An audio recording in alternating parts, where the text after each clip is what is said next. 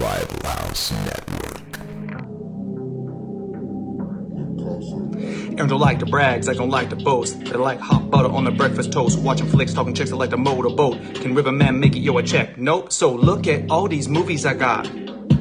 Commenting like, should we watch them or not? And I know they just be acting for cash, but I still got one question to ask. Like, why'd he do that, do that, do that? If that was me, I'd be like, screw that, screw that, screw that. I'm an alpha, I'd eat through that, through that, through that. So why'd he do that, do that, do that? Hey, what's up, gang? Revival House, BTM boys here, Zach and Aaron.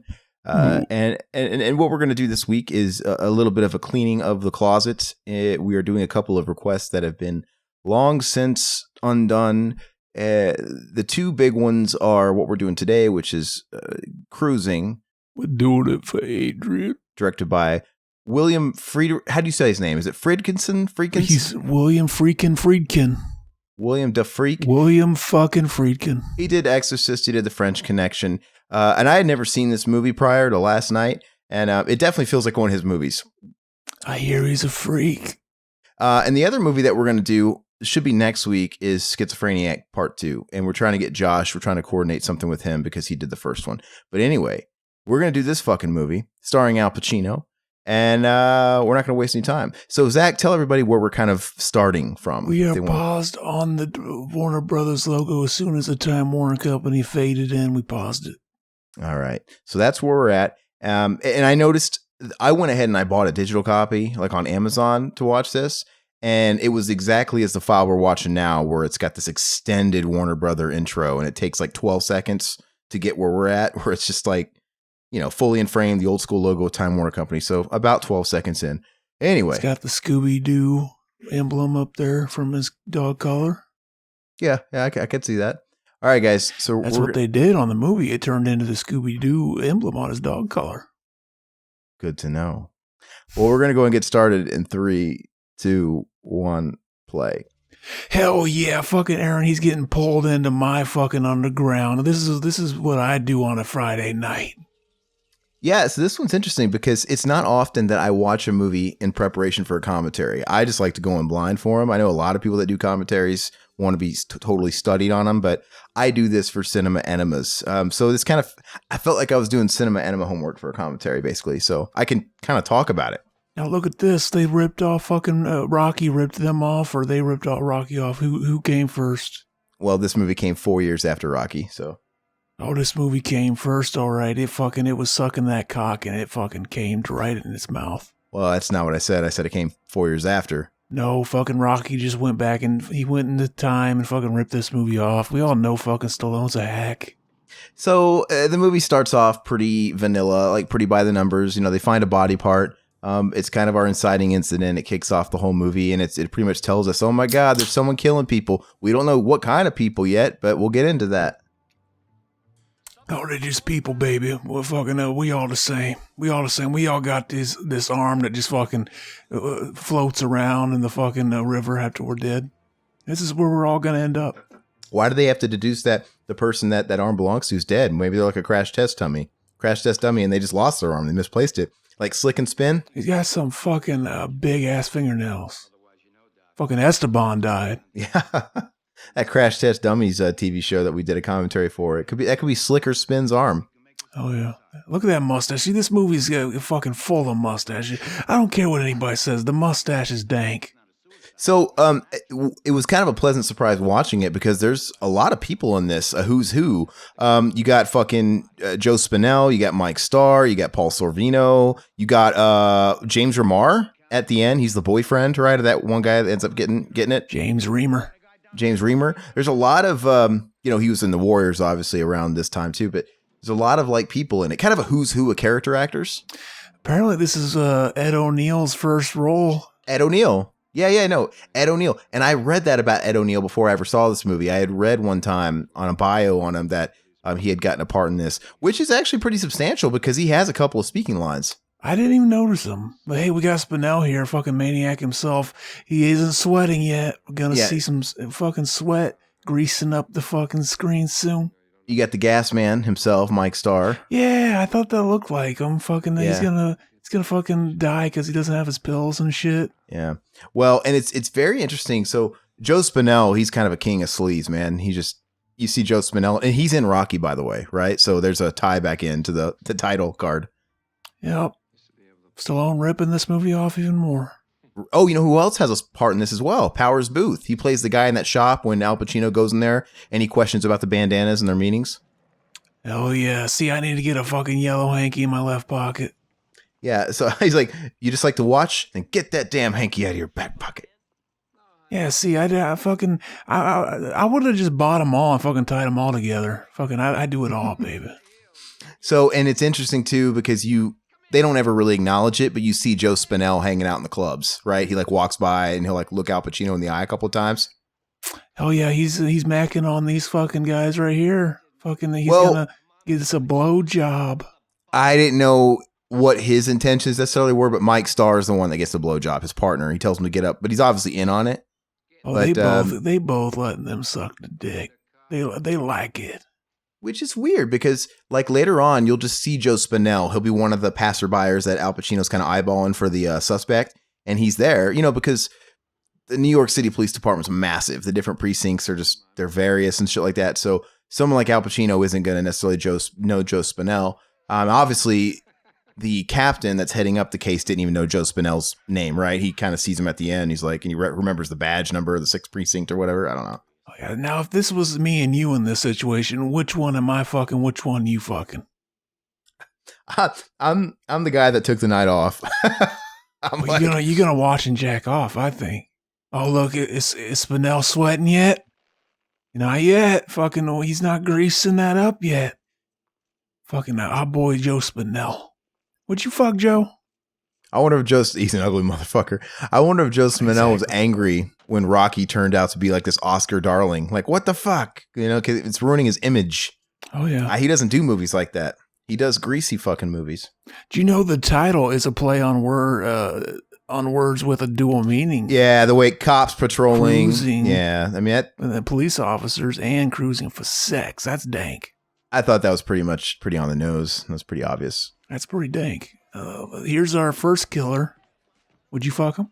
So you say first killer. Now, can I give you my opinion real quick on how I felt about the movie? It'll serve how we talk about it going forward. So I liked it. I'd say I gave it a 7 out of 10, but I think from a storytelling standpoint, it's kind of a fucking mess in places. They did that on purpose, pretty much. I heard it was chopped the fuck up in the editing room.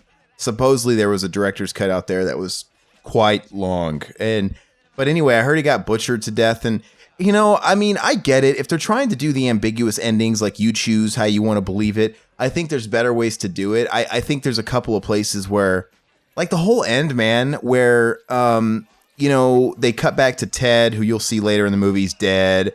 And everything's happening so fast, you're really not sure what the fuck's going on. It's just like it's a weird editing thing. Oh, look at that haircut. That's dank. Well, so by the way, this is back in 1980. It was probably filmed in 79 or something. So the Deuce is alive and well. And this is back in the day where it's the day of the like quote unquote masculine gay guy, the bikers and the mustaches, and the hairy. They're not manscaping. They're not trimming. It's not like the scene today where, people are metro and that's a fucking dank mask. I want that. They're going into fucking Sephora and fucking, what's that, Ulta and shit and wearing makeup. Oh, yeah. See, fucking Stallone, he was in this movie, too. He's right there. And he fucking ended up ripping it off 4 years earlier for Rocky. Fucking beta kiet.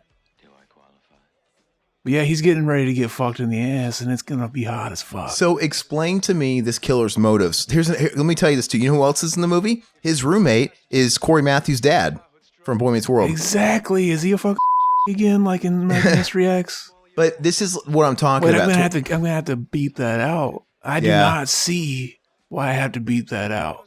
Yeah, but no. So one of the end points as well that just is kind of brushed over. It's not told super well. But are they implying? What's the whole thing about when the cops are Ed O'Neill's in his apartment talking to Mr. Matthews, and they're going over the letters? Like, oh yeah, it's like it's weird. He's writing his father as if he's still alive. He's like, the guy's been dead for 10 years, but he met his father in the park. Was he hallucinating? Is the father real? What the fuck? It's so... He's hallucinating, yeah. Okay, so what is this guy's motive? Is he one of these like self-ashamed gay guys and his father didn't approve and he's like in denial, so he's killing people? Well, there's 3 or 4 different killers, too. Okay, so that confused me. Is it? How? We'll talk about that. All right. How is it 3 or 4 different killers? We'll fucking get to it. I got quite a bit of... See, look, this is what Hollywood thought the gay guys did whenever they were cruising. They were like, yeah, I'll bring you back to my place. I'll grease up in the fucking mirror so I'm all KY jellied out. Nobody does that in real life. That's a mess. It makes a mess. No one wants to lay on their sheets and get them all fucking sticky and shit. But hey, he looks fucking hot, glistening in the sun. Okay, so... I kind of don't want to wait. I kind of want to talk to you about it. So there's the first guy that Al Pacino pegged, but, you know, his fingerprints didn't match the prints they had on the body. So he got, you know, out. He wasn't the guy. Then we had the guy that had the invisible daddy issues, right? I thought he was the main killer, but they opened it up for interpretation. Like, oh my God, was James Remar really the killer? Did he kill Ted? Or is it implying that Al Pacino like took on the role of the killer? And that's because I looked online for the most popular theory. You could also think that fucking our boy killed him. Fucking sweaty ass fucking motherfucker. Oh, Spinell. How do they angle that? How would you angle? He's the one that finds the body, and he's always fucking like acting like he hates these guys that hang out at these bars and shit.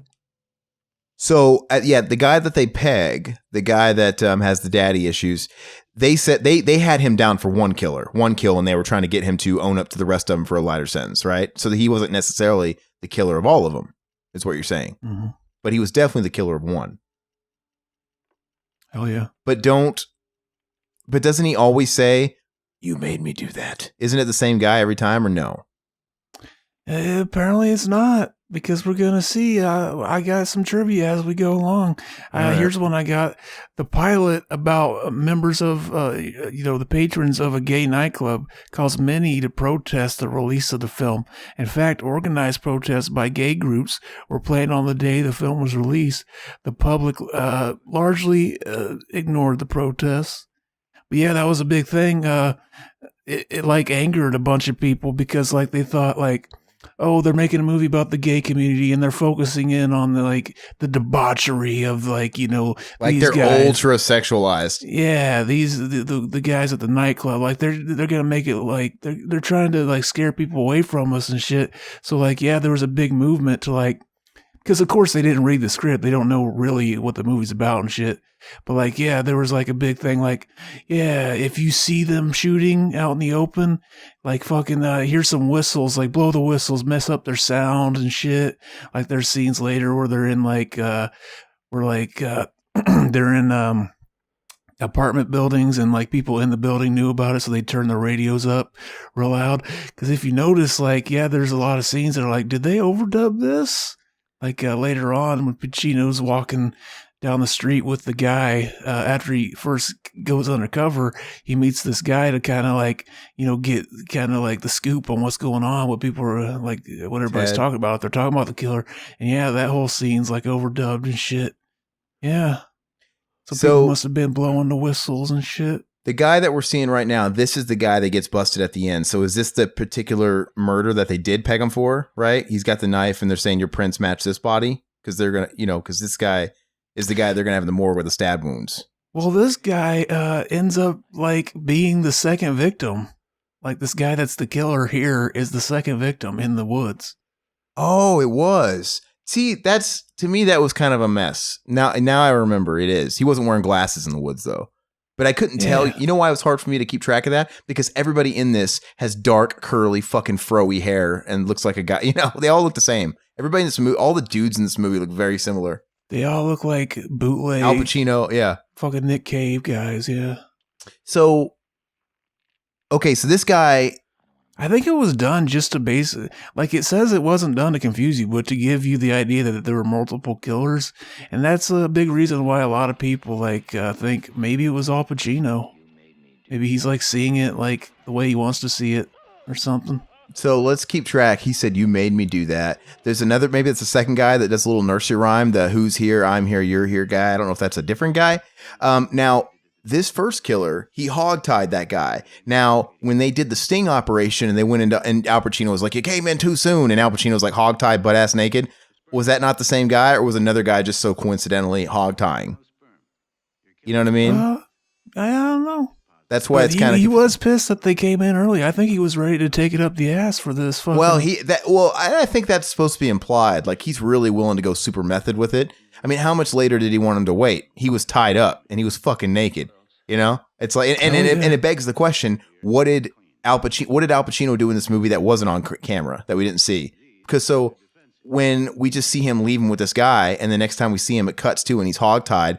Did he get his dick sucked before this? Was there foreplay involved? What the fuck happened? Real quick about this scene, the morgue scene was the first time a feature film was given permission to shoot in an actual morgue. The city's chief medical examiner, Michael Baden, was fired for that decision, but he went on to a lucrative career as an expert forensic witness. And I've heard randomly in other places that body was a real body and the cuts were real. And they just like wrote the scene around that, like had him stabbed in the back or something. That's fucked up. Do they have to ask permission of the family and pay them? Yeah, I don't know. And who would say yes to that? To their freshly dead relative? Well, that's nothing like that movie Thriller, A Cruel Picture. There was a scene where Christina Lindbergh, the main actor in the movie, gets her eye like stabbed out. And to get that effect, they went to a fucking actual morgue and got a cadaver and just stabbed her eye out. Oh. It's fucked up. Did they have any, I'm guessing they didn't do that with any permits and shit. That was pretty illegal. Yup. Yeah. Fuck. So what was the repercussions behind that? Probably nothing. You would think somebody's family would sue somebody. I would. Oh yeah, I would have. Like that goes way too far, man. That's a desecration of a corpse. Mm-hmm. That sounds like it's a felony to me. Yep. That's fucked up. I've never seen it, by the way, that movie. I know it's talked about a lot, so maybe that's one of these ones we got to do one of these days. Yeah, there's great fucking insertion shots too. Like they're supposed to be having sex and raping the main character, but then they just shot some random like body double people, like the penis going in, and then like whenever the main actress was watching the movie, she didn't know that shit was added, and she had her family there watching it. She's like, "What the fuck?" Like she was freaked out by that. So the end of the movie, what does that imply? Does that imply that fucking, there's a couple of ways you could spin it, I guess. Is it supposed to imply that Al Pacino killed Ted and, you know, when he's watching Karen Allen from Indiana Jones fucking put on the killer's clothes, right? Because that was the killer's outfit that they just busted. And he was just kind of looking at her and he's shaving and looking at himself. I mean, is that supposed to signify that he's going to take on that persona, kind of like some kind of supervillain? Or does it just sort of signal the turning point of who he is? Because like he probably figured out, wow, I kind of like this life, because he probably, you know, gave into the lifestyle. He probably was into it. It's completely, you can interpret it as being he was gay from the very beginning. Like, because when he asks him, like, you ever suck a cock? I mean, he acts kind of like surprised, but he doesn't seem like all that offended by it. Like, yeah, there's people that have all kinds of theories about the movie. Yeah, and then before he even starts his mission here, the first time we see Karen Allen, when he's in bed with her, right after he takes the job here, you know, he's sort of like, she's asking him, is it dangerous? He's like, I can't talk about it. He's like, let's not talk about it anymore. And he says something, he's like, there's a lot you don't know about me. He kind of says that under his breath. Mm-hmm. Right? And to me, that was the big thing. Right? And that's before he even went to any gay bars. Mm-hmm. Yeah, he kind of almost looks like, hey, can we change the subject? Yeah, like you ever hear, here's the next fun fact. You ever hear that story about William Friedkin when he was making The Exorcist and they needed By the way, is that De Niro? That looks so much like De Niro. Look at that guy. It does. But it's not. Yeah. Okay, continue. They needed that scene in the radiology where they get the CAT scans. And so they went to a real radiologist, a real doctor. And like he's got his handyman next to him. And that guy ended up being a killer. You ever hear that story? Okay, I'll go ahead and read it. In 1972, director William Friedkin, huge after the French Connection, was shooting the spiritual psychological horror The Exorcist in downtown New York for a scene requiring mock brain scans of the possessed lead character, he shot a real-life radiologist and his assistant, Paul Bateson. In 1979, Friedkin was planning on adapting the Gerald Walker's novel Cruising, inspired by a real-life serial killer who was carving up leather boys, quote unquote, in the city's underground gay bars and dumping their body parts in the Hudson River, wrapped in black plastic bags. This is crazy. Listen to this. When Friedkin learned that the Exorcist radiologist assistant Bateson was awaiting trial for the post-coital slaying of gay film critic Addison Verrill, Friedkin decided to pay him a visit to do a little research into the psyche of the cruising killer. Bateson was later sentenced to life in prison for the Verrill murder, but not before dropping hints while he was in custody that he was also the body bag killer. Those cases remain unsolved, and there's a good chance that Friedkin had not only inadvertently consulted the actual killer responsible for the murders that were subject to both the novel and the film, he also cast him in a film he made years before. Interesting. What are the odds? Little odds. Hey, so one thing I don't think they were super clear when they were telling this story too was, okay, I mean, I can put it together, right? So towards the middle of the movie, the end of the movie, he keeps going to visit, his girlfriend Karen Allen, but they're having struggles, right? Like he's not being as intimate and he's not opening up, and she's frustrated, right? And it's supposed to imply that he has feelings for this Ted guy, but I don't think they really paint that picture very well. You know what I mean? Like, do they really sell you on that he's in love with this Ted guy? I guess the only scene that kind of nods at it is when he overhears them arguing, him and James Remar about him, right? And then I guess him going to visit him, but it's so weird. Other than that, I don't think he was in love. I think they were just friends.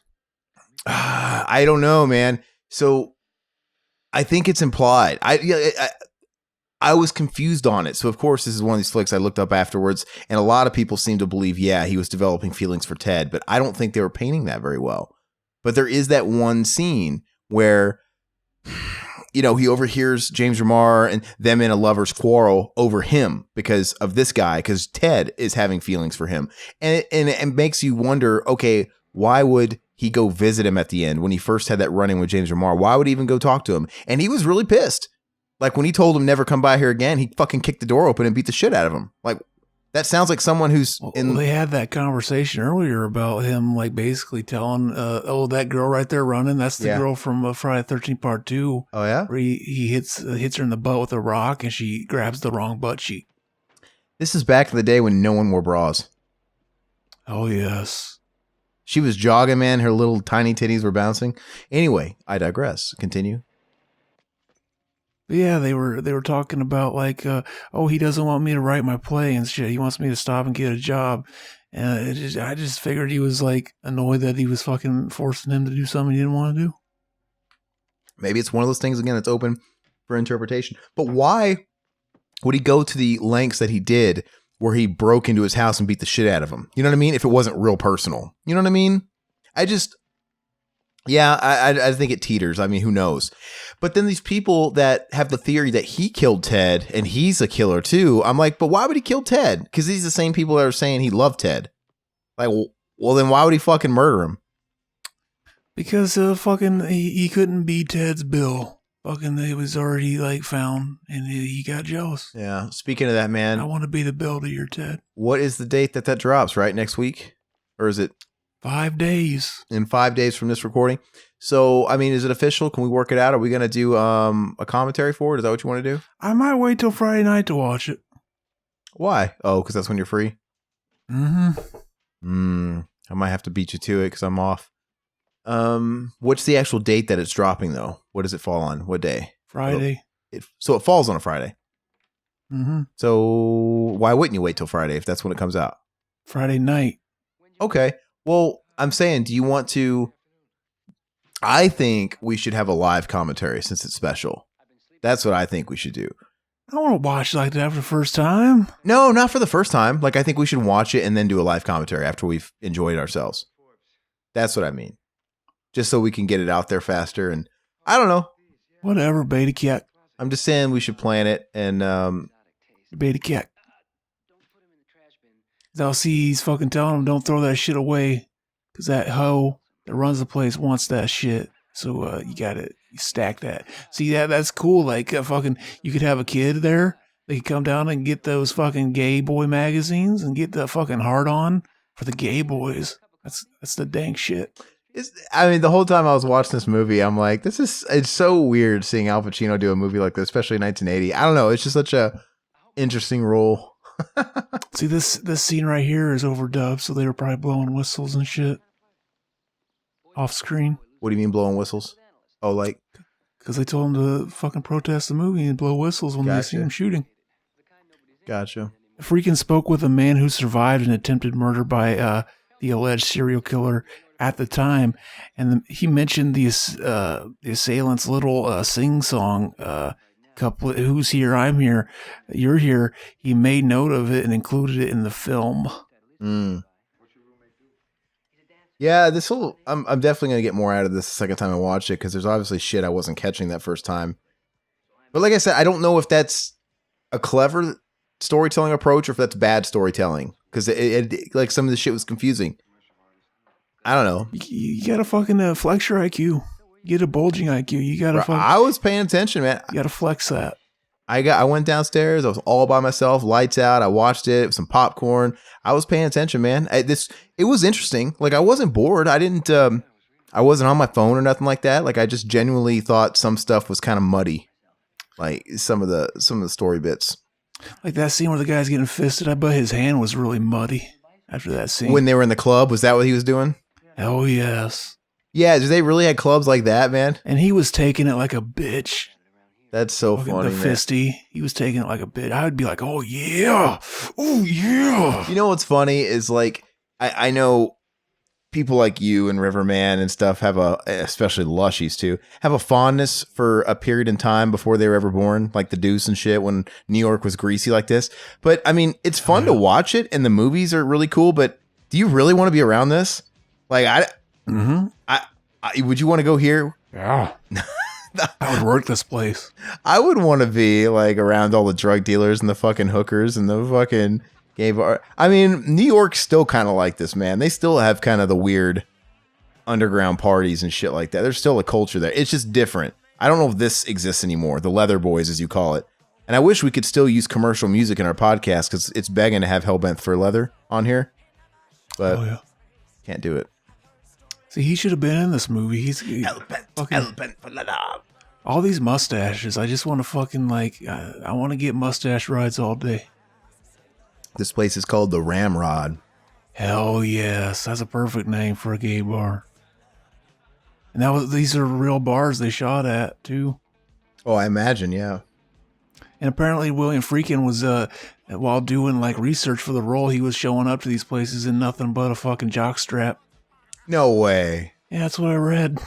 Really? What the fuck, man? Oh, yeah. Well, how far and dedicated was he to his research, if you know what I mean? Surely someone like tried to pick him up and cruise him. Oh, yeah. You have the fucking yellow bandana. So I have a question. This is interesting. So he asked Powers Booth right here about the bandanas. Okay, so far, makes sense. He wants to fit in. He's undercover. But he doesn't get anything. He seems uncomfortable.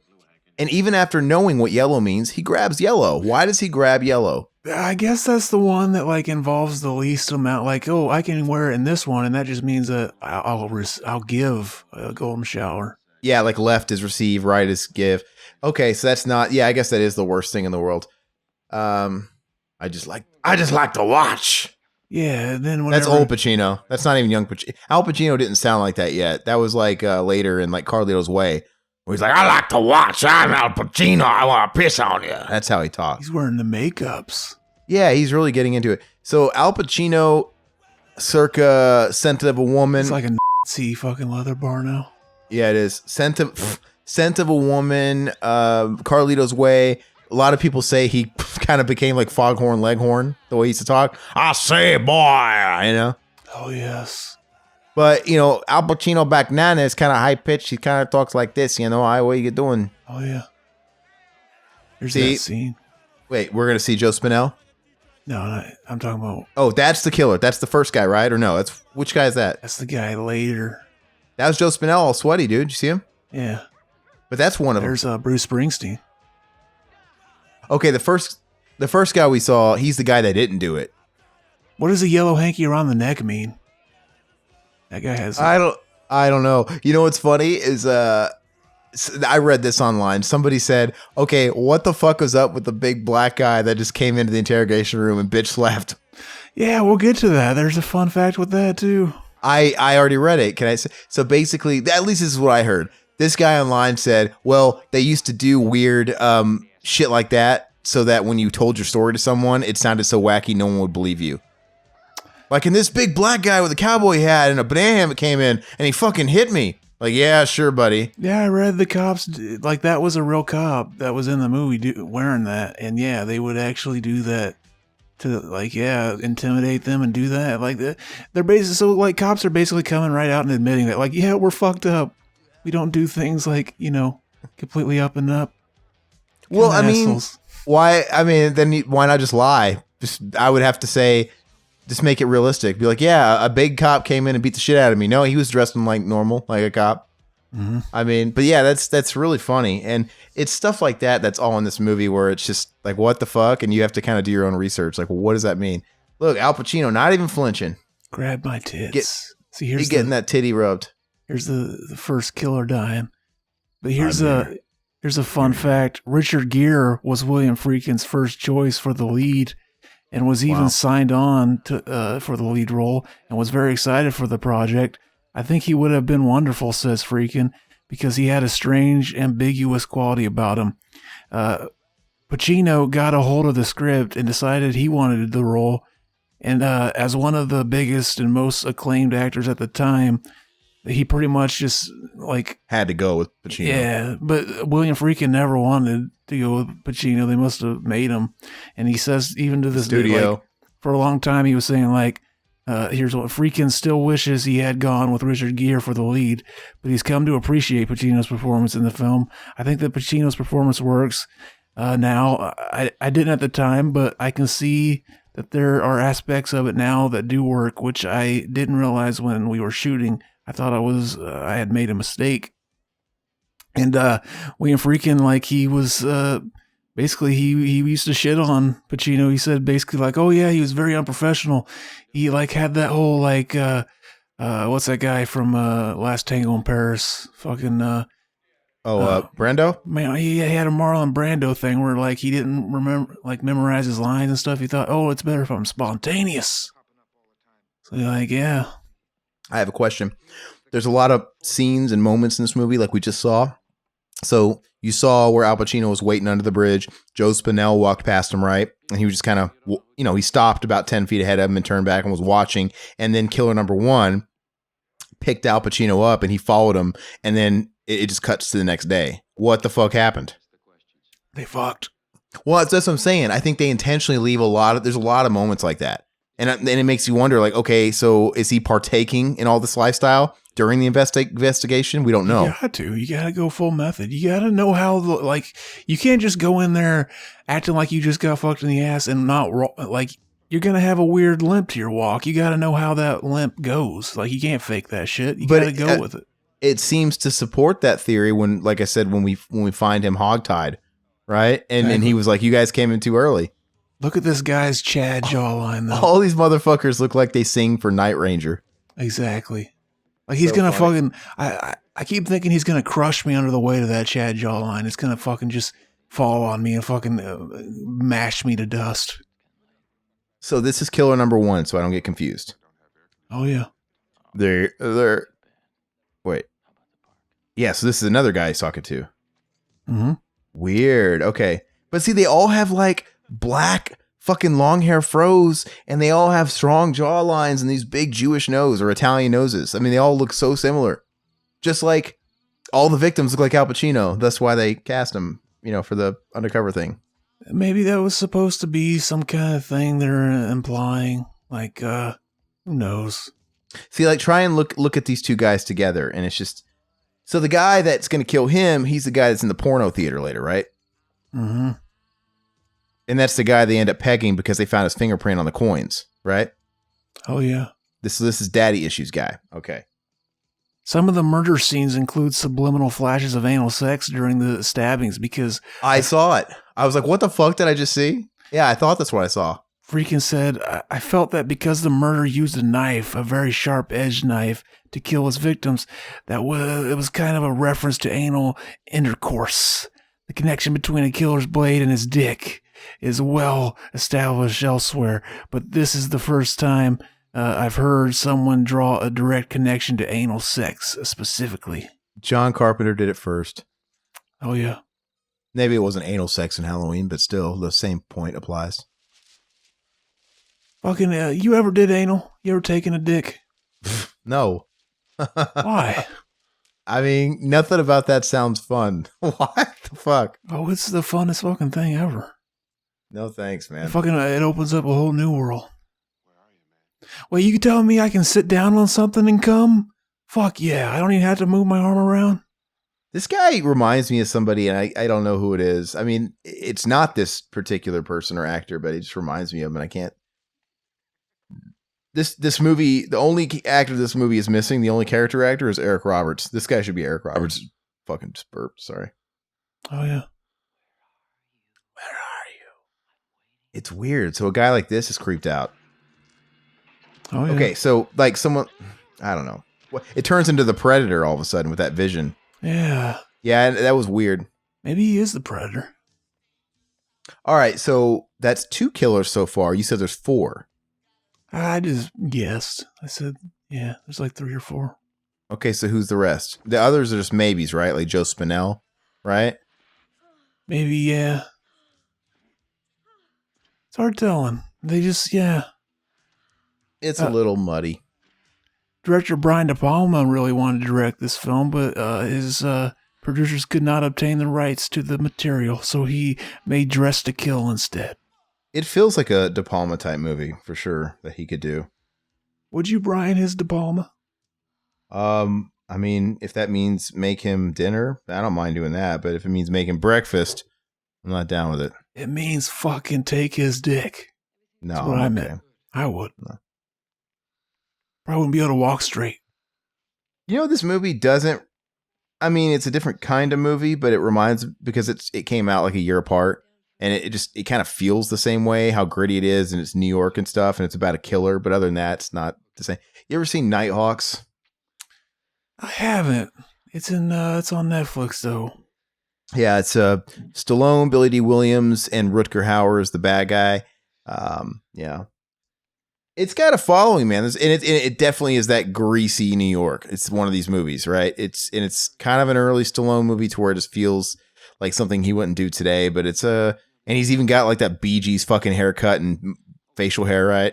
I mean, it's just like this kind of aesthetic. Oh yeah. I don't think it's a great movie. I think there's a lot of people that fucking love it. I've only watched it once, and I just kind of thought it was all right. But, you know, maybe I'm in the minority. So if you were going to fuck Al Pacino, would you rather fuck him here or in Scarface? Scarface? What about, like, I imagine if you fucking older Al Pacino, like Righteous Kill era Al Pacino, or what's that fucking weird Jack Off Jill Adam Sandler movie he's in? You know? Jack and Jill, yeah. If you fuck that era Al Pacino, he might not have to do too much, and he might wear out easy and take a nap. That's not what I want, though. You don't want vital young Al Pacino. Yes, I do. See, you're blowing it. You gotta fucking lay on the gay talk for the gay movie. We gotta gay it up. Let's do it. This fucking guy, Ted, reminds me of what's his face from Charles in Charge. What's Buddy from Charles in Charge? Oh yeah, he kind of looks like fucking Alex from Clockwork Orange here. What the fuck? Why can't I think of that guy's fucking name? Willie Ames. He looks like Willie Ames. I don't know if Buddy was his name or not in Charles in Charge. Al Pacino is giving me some serious Howie Mandel vibes from the 80s and early 90s. Hell yes, Howie Mandel was a fucking exquisite specimen. He needs to pull out one of those rubber hospital gloves and blow it up with his nose. Hell yes, fucking great movie. Fucking Real Monsters coming out on Blu-ray soon. I'm excited. I pre-ordered that shit. It really wasn't on Blu-ray before? Nope. Interesting. Dank film. But yeah, fucking our boy Adrian, he's been trying to get us to watch this movie, and like before he even recommended it, I had it in the box for a cinema enema. Yeah, and it was kind of I was unsure. I mean, because it felt like I was doing cinema enema. Like, man, I did all this research and I made all these notes, and it's like I felt like we should have been doing a cinema enema personally. But you said we needed to do a commentary, so Yeah. Well, he wanted a commentary. okay. And, like I wanted a cinema enema, so I figured this was a way to like, meet in the middle. And plus, like, How is that meeting in the middle? That's just doing what he wanted to do. That's not meeting in the middle. That's because we're not, like if we were just for me to be researched. I got you. I got it's not you. just like, oh, I'm reacting to the movie. Gotcha. Look, I'm Look, filleting that steak. Fuck yes. And that's they're gonna like fucking fist it, man. Yeah. So is this really the way it was? Like this hardcore? Apparently, like whenever they were making the movie, they told them like, yeah, just be yourselves, but like scale down the sexual acts because we scale it down. don't want to get an X rating. Yeah. Oh, this was scaling it down? I would have thought he would have said, hey, amp it up just a little bit, cheese it up for the camera. No, like apparently, here I'll read the. But Let's see it here. was a rule, man. You had to have a mustache back in those days. Just like now. That was the identifier. Well, no, now is a mustache if you're. Fuck yes. Look at the nipples. That's a nice mustache too. Oh my gosh. We're gonna have to blank out when you said fucking Play-Doh file. Oh, Play-Doh file. Yeah, we'll have to beat that out. Sorry.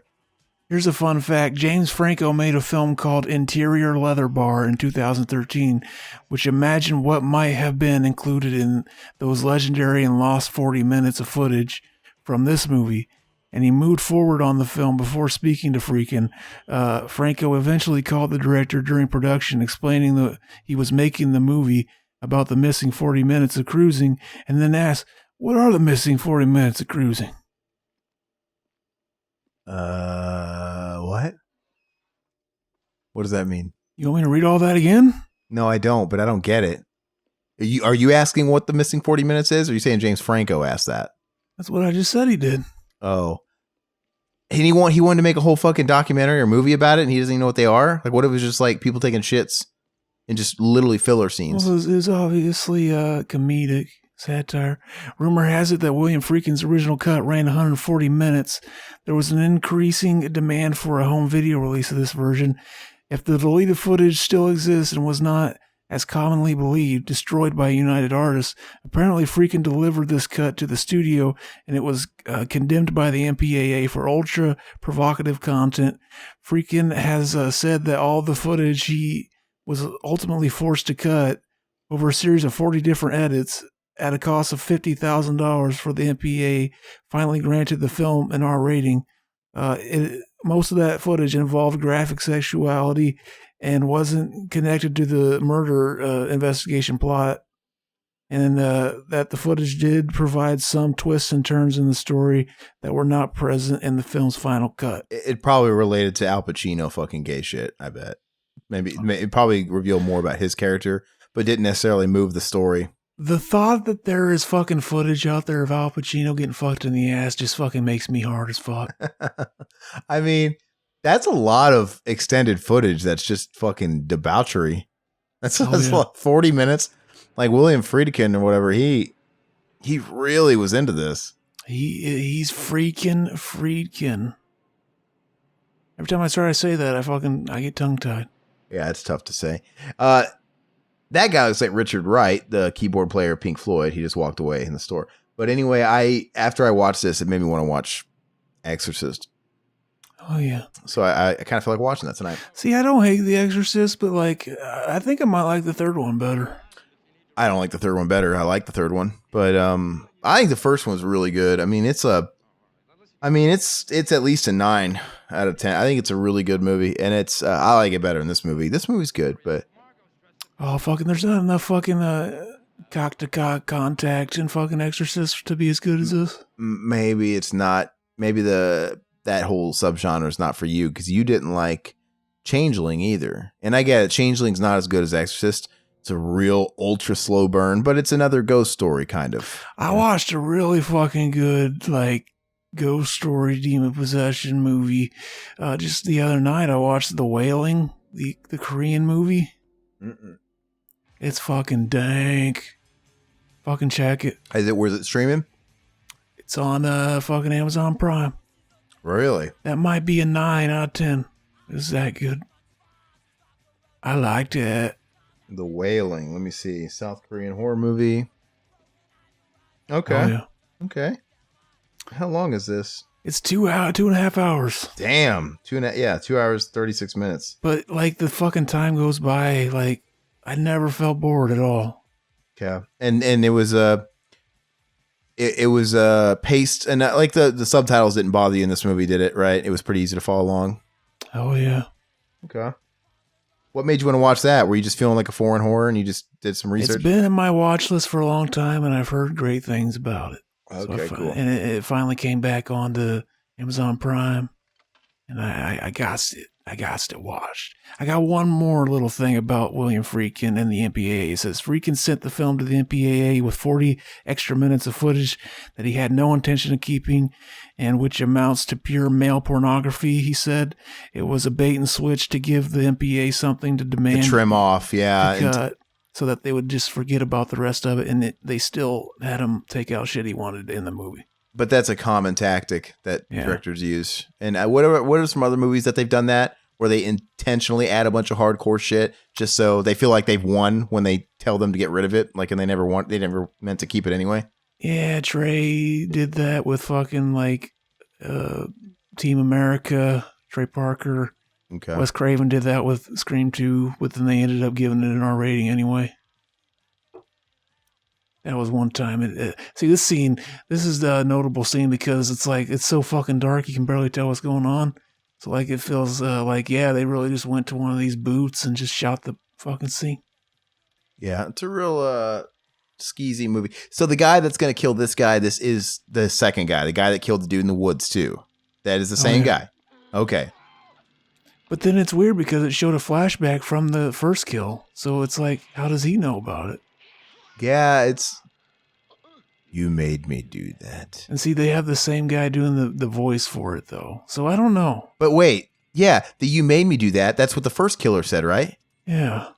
He said that in the hotel room. Maybe it's supposed to be one killer, but it's just like, just to make it so that you can never really truly identify him, they changed him or something. Well, I'm just saying they look, even if they're different guys, they have very similar looks. They both have longer chin length dark hair froze. They've kind of got elongated horse faces with kind of a pronounced nose. You know, they have very similar, and they dress the same. Chad jawline. So it's pretty confusing in that regard. It's probably purposefully trying to confuse you. Because it's trying to confuse you about your sexuality, too. That's what it's all about, confusion. I think. Well, I mean, that shit aside, it's a good movie. I mean, I enjoy it. And I think it's you could have had this type of movie and you could have had it not about this like subculture of people, and it would have been a little bit more stock. You know, it's the fact of where it takes place that makes it as interesting as it is. The gritty fucking leather bars. Oh, yes. I lied. There's one more MPA one. The head of the MPA at the time was Richard Hefner, a host of long-running show on public access called The Open Mind. And then it says, quote, "We used to refer to it as the empty head," says Friedkin, and he was no fan of challenging cinema. They played the film for him at a dinner gathering, and Hefner called it the worst film he'd ever seen. Mm. How could this be? Like, I've seen bad movies. This doesn't even fucking like, this isn't like even, I can't imagine this being the worst film you've ever, you must see good shit all the time. Yeah, I mean, this movie's solid. I think it's where does it rank with you? I think it's like a 7 out of 10. Oh, it's 7 easily. Yeah, it's like a 7. I think it's got flaws. It's a little like I've got problems with it, but it's a good movie. It's not boring.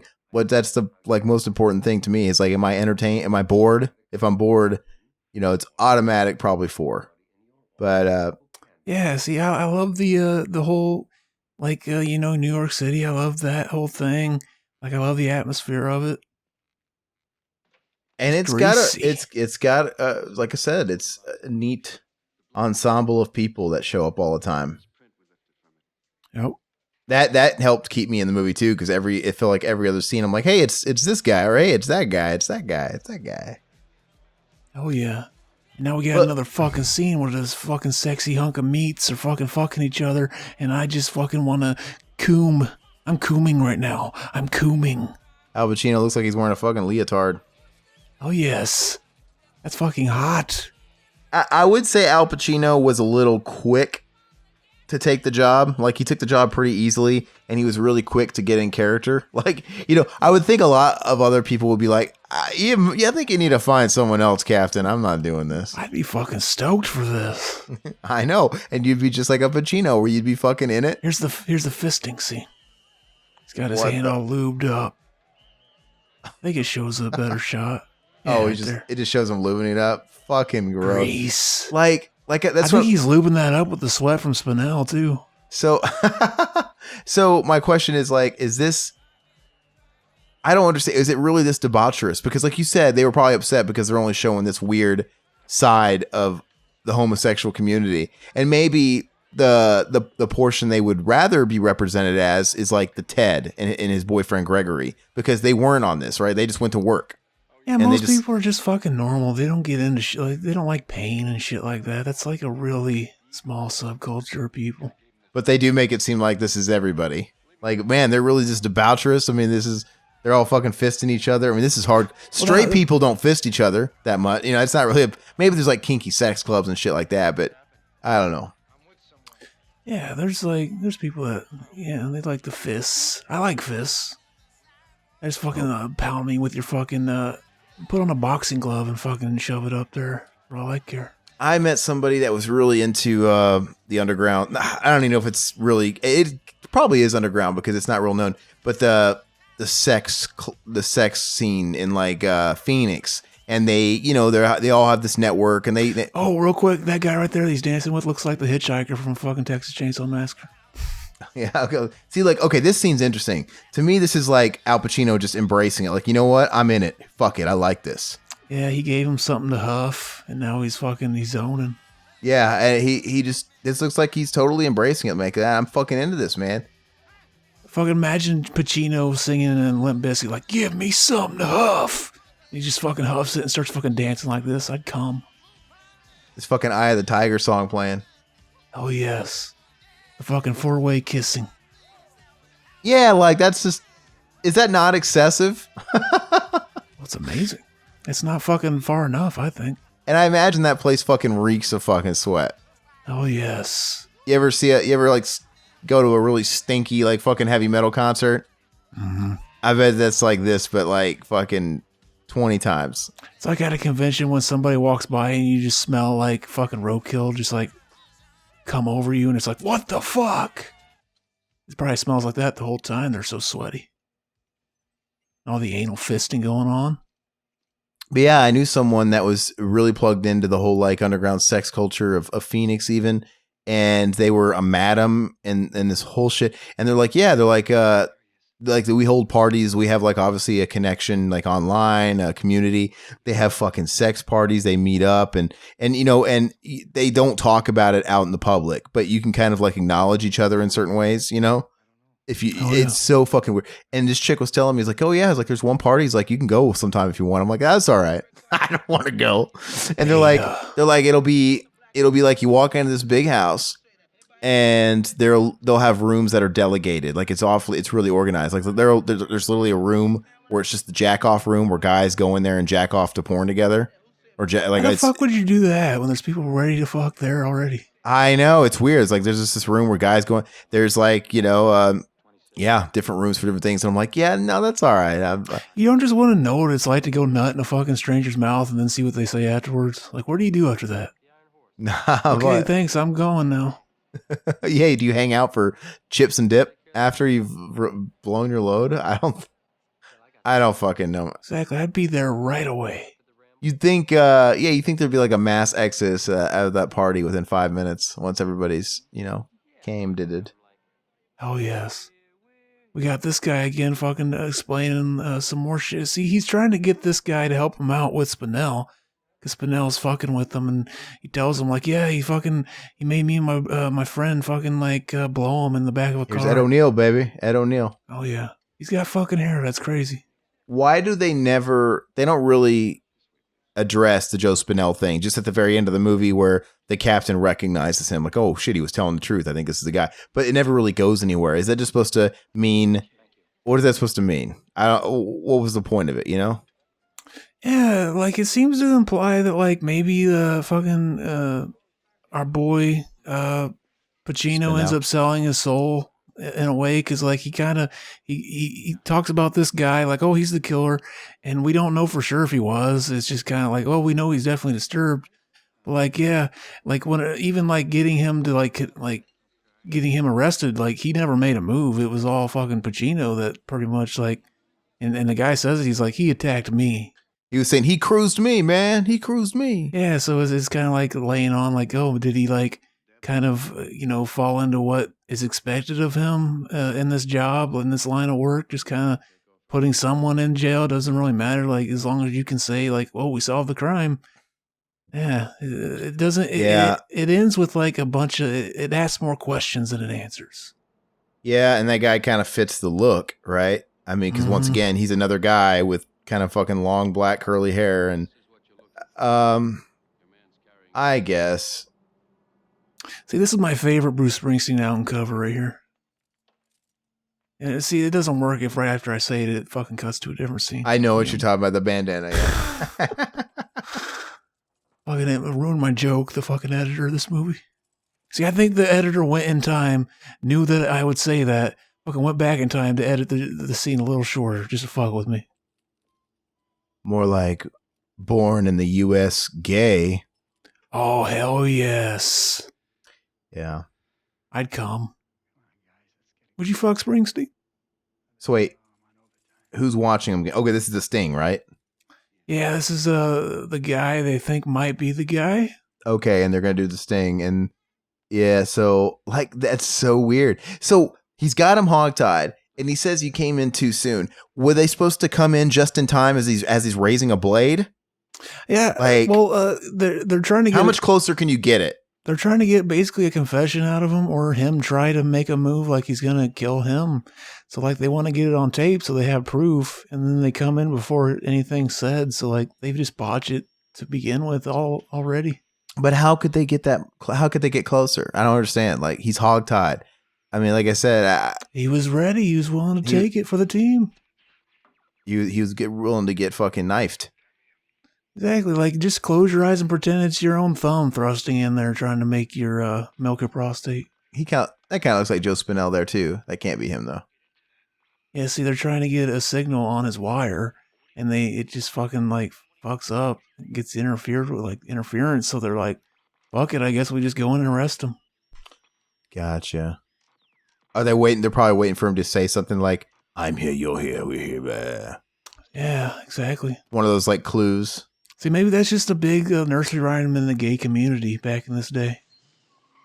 Like maybe that was like tapping under a stall to let them know you're willing. That was just a kind of blow the whistle, let you know that, like, I don't want to let you know that I'm gay if you're not gay, but like I'm down to fuck if you are. We're gonna see Ed O'Neill in action. He's gonna come up here with that gun. He's gonna have it ready to go, and he's gonna come in there and he's gonna see Al Pacino hogtied, naked. He's like, "What are you doing?" I kind of want to drink Al Pacino's cummies in a cup, like a cup of cappuccino. Al Cappuccino? Every time I hear his name, I wonder if his nut tastes like a cappuccino. Al, you get the milk mustache after you drink it. I'm trying to figure out how you say Al Cappuccino. Okay, see, look at Ed O'Neill holding that gun like a pro. You can't tell it's his first job acting. He kind of got into the game kind of old. Mm-hmm. Oh, yeah. Because I think he was like 40, 41, 42 when he got Married with Children, right? In the late 80s. Mm-hmm. He was kind of old. So he would have been early to mid 30s here, probably. I think that's his real hair or hairpiece. No, it's his real hair. His hairpiece was 32. Would you fuck Ed O'Neill, though? I still want Ed O'Neill to play Freddy Krueger. I mean, back in time, it needs to be this Ed O'Neill.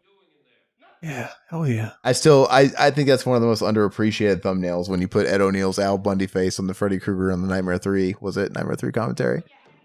Amazing. But no, I love thinking about that. Like, that's how innocent I was. I literally thought the guy on fucking Married with Children was the same guy that was on Nightmare on Elm Street, those movies I'd watched during Creature Features. Hell yeah. Everything just blurred together and blended together when I was a little kid. Mm-hmm. I was starstruck. I was starstruck when I saw my fucking neighborhood ice cream man at a Crystal Burger once. So I was an idiot. Here comes the fucking cowboy to come smacking with his fucking pimp hand. This is so funny, man. He looks like Look like Ving Rhames when they open the door. no. Why can't Not Ving Rhames. What's the guy's name? I? Here's the trivia I got on it. Though. It was the 6'5" African American man wearing a jockstrap and a cowboy hat is played by the real cop who really used to do this during certain interrogations. They did that in part so the perp would lose credibility when trying to complain about the detective's behavior. It was very extracurricular. He looks like Jim Brown, the old athlete, right? The old, remember he was also in Mars Attacks. He played Byron Williams.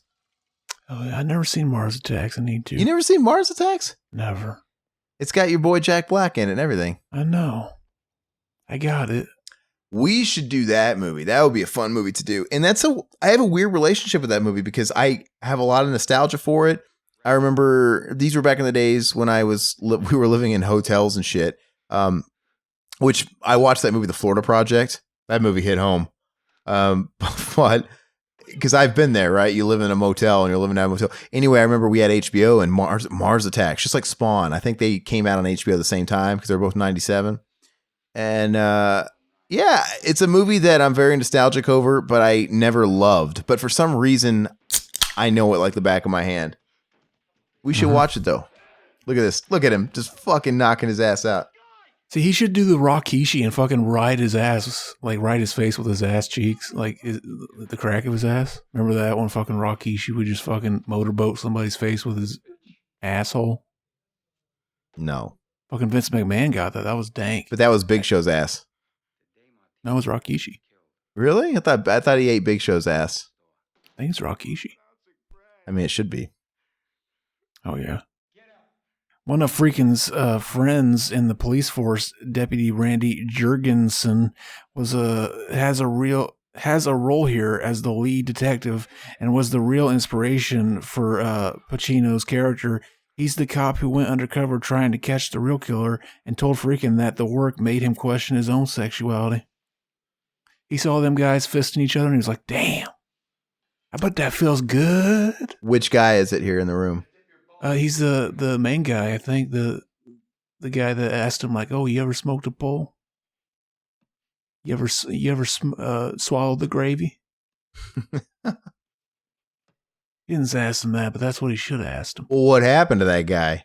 Was he like, yeah, man, now I'm an active member, card carrying member of the S&M club? Or he's just said it made him question, so probably didn't do anything.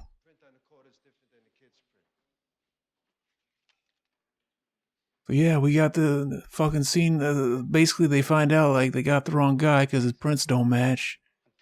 And so back to square one. So this is the thing I see. It's kind of a cliche in movies like this, where anytime there's kind of that moment in the middle where you get the wrong guy, and then you find out like, oh shit, it wasn't the right guy. We got to start from square one. They always seem to bounce back too quick, like to a point where it's like it's just like convenient for the plot. Like, you ever notice that? Like, it's like, oh, we don't have to start back at square one. It's just this random person, unnamed. He just told us, he gave us this book with some pictures of people in it, and you just got to find the guy out of a lineup there. Like, they do that quite a bit. But yeah, what's this girl from? Karen Allen. She was in Indiana Jones, right? A couple of the Indiana Jones movies, including Crystal Skull, the first movie, Lost Ark, Raiders Lost Ark. She was also in Scrooged. She played Bill Murray's love interest, the one that got away. I mean, she's been in a lot of shit. Apparently, a lot of her stuff was cut out. Okay. Like, apparently they never let her read the full script so that she was always in the dark about what it was actually about, since that's kind of her character in the movie. Yeah, it makes sense. Karen Allen, she's cute, but they always make her look homely. Like, not a lot of makeup, kind of dressed down. Like, she like in this, she looks extra homely. Fuck yeah, we gotta believe that our boy Pacino is gonna turn down his dank fucking piece to go fucking smoke some bowl in his off time. Yeah, and I guess they're implying, I mean, is he just not into her right now because he's having feelings for Ted? I just don't think they put that on strong enough, like really. But you said you never really felt that. But if you look online, man, a lot of people thinks the Ted thing was huge. I remember the first time I watched this, I was like, is he starting to like question his sexuality? Like, yeah, that's what I was thinking. Watching it the first, I didn't really think it this time.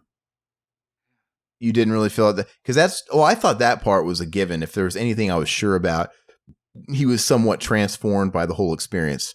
Like he's one of those guys. I mean, I don't know. Some people believe sexuality is fluid. Like, but Al Pacino is like one of these guys that when he goes to prison, he would be gay for the stay. He could morph into whatever he needed to be, which is a whole conversation in its own. Like, how do you explain all these guys that go into prison? And even if you go to prison for life, okay, great. If you're going to prison and you're being locked away till the day you die, what do you care about society's norms anymore? Or these people are able to be like amphibians and just sort of adapt to the prison normal. And it's such a weird fucking concept. Like, is everybody capable of doing that? Is that just some people? Is there varying degrees of it? It's just weird. But you always hear about those. You hear about those people that's like gay for pay, gay for the stay. There's definitely probably some natural inclination to it too. Like we see it in like pretty much every animal in the animal kingdom too. The fuck another male in the ass. Are basically, is it a whole thing of are human beings creatures of habitat? Oh yes. All right. Do they like when they go to prison, like I said, are they just adapting? I don't know. It's a weird fucking thing. Like, I mean, I would never want to fucking go to prison and find out. That's for sure. Oh, it's a beautiful thing. I'd be fucking passed around like a pack of cigarettes. But oh yeah. Yeah, I don't know, man. I've let them use me as their cum rag. I wish my dad was still alive so I could interview him about it. Like, Dad, I know you've never talked about your days in prison, but would you finally break that silence for my podcast? Oh, yes. Because he never did, man. He never talked about prison. Mm-hmm. It was just a shut door. Here's a fun fact. The S&M clubs frequently played the same music you'd hear in regular clubs, including likes of Casey and the Sunshine Band and Donna Summer. And I hated that stuff. I just hated it, says Friedkin. He he instead went out with composer Jack Neitz, whatever that last name is, and found young punk bands to give a harder edge to the bar and club scenes. So there's a punk band called The Germs that recorded like 3 songs for this movie. They only used one. And the Germs, they were one of the bands in the fucking documentary, The Decline of Western Civilization. Mm-hmm. Fun watch. They're like fucking like, yeah, it's been a while since I've seen it, but I remember like they were just fucking like being retarded in that documentary, like huffing gas and shit. Like, crazy, like just for the memes, pretty much. It wasn't even like, yeah, like let's do something crazy. Let's fucking get stoned and write songs. Be funny. You ever seen the part 2 of that? Penelope Spheris. Yeah. Fucking glam metal years. That one's pretty famous in the metal rock world. Mm-hmm. Everybody always talks about the Chris Holmes scene where he's in the pool drinking. That's just fucking sad to watch. Yeah. Well, and he was saying like, his mom was there too, just like watching him give the interview. Well, they were saying it wasn't as bad as it appeared, like it was hammed up. Like he was definitely wasted. That was not fake, but they had him like pouring that Jack or whatever the fuck it was, or whatever the fuck he was drinking. But they said at that time it was really just pool water because it had mixed with pool water, and he really wasn't drinking as much as, I mean, who knows? But he was wasted. Mm-hmm. And then there's that whole scene with Paul Stanley where he's getting interviewed, his cuts, and he's laying in this weird velvet heart bed surrounded by Playboy Playmates. With that was cringe. You could tell he like, let's set it up this way so people think I'm like this all the time. Yeah, that was his thing. That was his demands. I watched an interview with Paul Stanley, if someone was talking, or it was a podcast, and he was saying, yeah, that was like his demands. Like, he get these Playboy Playmates to come out and to be stay. Yeah, because it's shit like that is so cringe when they do shit like that. Well, they're like Kiss. Like we had an image to uphold, We're golden gods, bro. Our whole life is just this big action adventure film. Like, fuck you. We know you sit down on the shitter every once in a while and take a steaming dump. But, and I remember he's like sitting there with like women surrounded by him and his arms around him, and he's just trying to be all philosophical. He's like, the only people that say you can't do it are those that have failed at it themselves. You sounded like him. I know. That's what he fucking sounds like. Oh, yeah. It's amazing. The hottest band in Land Kiss. He's kind of got that weird like lisp, like when he wails. It's kind of like a weird lisp. Oh yeah. He's funny though. I kind of like Paul Stanley. He's kind of funny. Oh yeah. They're funny, man. They're funny. But yeah, it was rock music was different back in the day. Back in the day, we didn't have the internet, so there was a huge barrier between the listenership, the fans, and the actual rock stars, and they were upholding this mystique about them. You didn't really know an album was coming out unless you really kept up with, Cream magazine or Circus magazine. There was no constant feed of communication between you and them. And it was kind of like you wrote fan letters and hoped maybe they read it or whatever, fan mail. Nowadays it's just changed. Now it's like the veil's gone. We got Corey Matthews' dad here smoking a cigarette with his fucking perm. And he's getting ready to get fucking, you think this guy right here is getting ready to smack him with that red right hand? Fucking Nick Cave over here is gonna fucking, do you love me? Do you love me? He's gonna fucking smack the shit out of him with this red right hand. You still there? Yeah. So. Oh, I thought you left. I'm still here. No, I'm watching it. So I'm now. You got real hard from all these fucking gay sex scenes and went to jack off. Now I'm seeing it though, that, okay, clearly this is a different guy than the first guy. And I don't know how I didn't notice it. I mean, they're still a very similar look, so it's easy to miss on your first watch. Especially when they all have the same chin. Because the only way I recognize him is because he had a butt chin. But this guy, like, he talks later and he's got the butt chin. So I was like, they all have similar looks, similar builds. They have the same hair. But this is the only time you see one of these guys during the daylight, because the rest of them, it's pretty dark. You're always seeing them with sunglasses on. There's shadows. It's real hard to keep track of. Is this when he's going to go talk to his dad? I'm trying to think, like, is the movie trying to be metaphorical? Like, is it saying like, oh, there's a killer out there and it keeps going from one? Could they be talking about like the AIDS epidemic or something? It goes from one person to the other. It's never the same killer. It's never the same guy that you're fucking. But well, this is 1980. When did the AIDS thing really break out? Was it out now at 1980? I don't know. I don't think that's the thing. I think it was probably before, because why? Like, if it was during it, fucking Pacino definitely would have been like, I ain't gonna go undercover or something like that. I feel like it's a little, it was too early. It says here the first cases that would later become known as AIDS were reported in June of 81. So this is a year before AIDS broke. Yeah, he definitely would be taking it for the team during that scene where he was fucking hogtied. You're like, oh, hey, get him out of me. Oh, yeah. Yeah, so, yeah. Oh, yeah. Why Look is at that? Yeah, why is he stalking him like that? Creepy. Well, see, they got like what I was saying earlier. They didn't have to start back at square one, because like somebody gave them that yearbook and said like, oh yeah, it might be one of these guys. I forget why exactly. They had a reason for it. But like, yeah, he's honed in on this guy, and it seems like, yeah, he's sure that he's the killer. But like by the end of it, it's like, is he?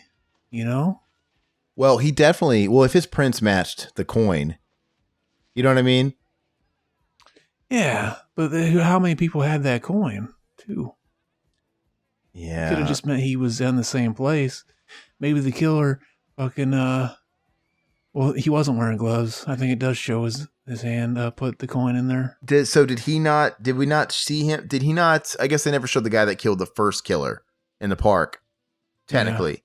So even if this guy did kill the random like retail dude at the porno theater, he's not necessarily the guy that killed the second guy, I guess. Maybe the AIDS epidemic actually exists because of this movie. It was like, hey, that's a good idea. It's giving me AIDS just thinking about this and all the confusing fucking plot points. The AIDS epidemic watched this movie and they're like, that's a good idea. We can kill a bunch of people, but it's never the same person that gets. Do we have to bleep out that too? Do we need to start calling it roll AIDS? Hell yes. Maybe we should. It's giving me the roll AIDS. Oh yeah. I don't think so. It's always things that are just common in the news at the time. Hmm. And then like once it's like 8 years old, it's like, oh well. What does he get out of his apartment again? He breaks in here. He finds the letters he's been sending yeah. to his dead dad. Yeah. Which is like, okay, he seems to be maybe disturbed. Maybe he's just got like, maybe it's just a creative writing exercise. Who knows? But, they think, oh, that means he's the killer. Totally. I wrote a letter to my dead dad when he died. Like right when he died. Exactly. I don't do it anymore. I think I did that for my uncle when he died. I had to, a lot of stuff left unsaid, with somebody like that where you have a weird history with, and then they die. And then now you have these voids. You'll never talk to him again and ask these questions and get this resolution. So I remember the night he died and they took him off. I settled for the next best thing. And I got my fucking loose leaf notebook out and I just wrote this like 10-page letter, like 10 full pages front and back. And I remember just like sobbing like a little girl as I got deeper and deeper into it. And the fucking pages were soaking wet because my tears were dropping. The ink was smearing. Your pencil's going through that tear stain. It was a pen. So it was like the ink was getting everywhere. But, and I just wrote that and I just purged it all out, let it all out. I folded up the letter and I shoved it in a envelope and I put it in his casket, like in between his arm, right under his arm. Like he's really going to read it, but it was selfish. It was for me. I'm like, okay. And maybe deep down, subconsciously, it was me yet again trying to get the last word, like an argument type of thing. Like, I get the last word. Here it is. You can't really come back from that. I don't know. But, it was cathartic. Hell yeah. I hope he's got that fucking hat. Maybe he's the killer, or maybe he just shops at the same store. Man, that's pretty deep, though. And now I'm thinking about it. Yeah, come to think about it, that was the only time ever that I could say whatever I wanted to my dad, and there was no repercussions. Oh, like he couldn't fucking fight me. He couldn't like come at me in an angry way, try and attack me. It's like, no. So maybe it was kind of that too. Like, okay. Oh yeah. So he had all that shit in his closet. Well, he's been going undercover, man. He's been dressing the part. Oh wait, let's see, Mr. John Richards. So yeah, this guy is definitely like he definitely talks to his dead dad in the scene coming up at the park. So yeah, but where's that stemming from? What was his dad saying to him? Is it almost like he's ashamed of him? Is it like a self-loathing thing? Like maybe his dad didn't. He said, yeah, I noticed that when I watched this last time. Okay, what I've done to make you look up to me, but I ought not to have said that much. It seems to be a learned thing. Okay. His dad says basically, you know what I want you to do, and it's very vague, so you can totally I feel my thoughts being somewhere in my mind. Yeah, the very discovery of some sort yesterday at the park. I saw an enormous dark shape. It seemed like, so it kind of, the 2 cents that I'm getting is maybe he didn't have approval from him because of his lifestyle, and he's just trying to make him proud. Like now I'm doing the Lord's work because he keeps saying, you made me do that, right? Is that the same guy? Is it like saying, it's like that whole thing of, hey, I'm not the sinner here. Like my dad led me to believe. You're seducing me into this. So I'm killing you for it. You made me do this. I'm not gay. It's just you're so fucking hot with that fucking sweaty cock swinging in my face. Yeah. It looks like he's on his way to a fucking Trekkie convention. Oh, yeah. Yeah, like the dad says something very vague, like, oh, you know what I want you to do. And we just fill in the blank in our mind. So it very well could be that he's never intended to kill anybody, and it's all like just a misunderstanding. He fingers the wrong guy again. Yeah. Not literally finger him, but like that'd be better. No, all the guys he fingered were the right guy at the time. Exactly. I got you. Yeah, I don't know. There's a lot of layers going on here.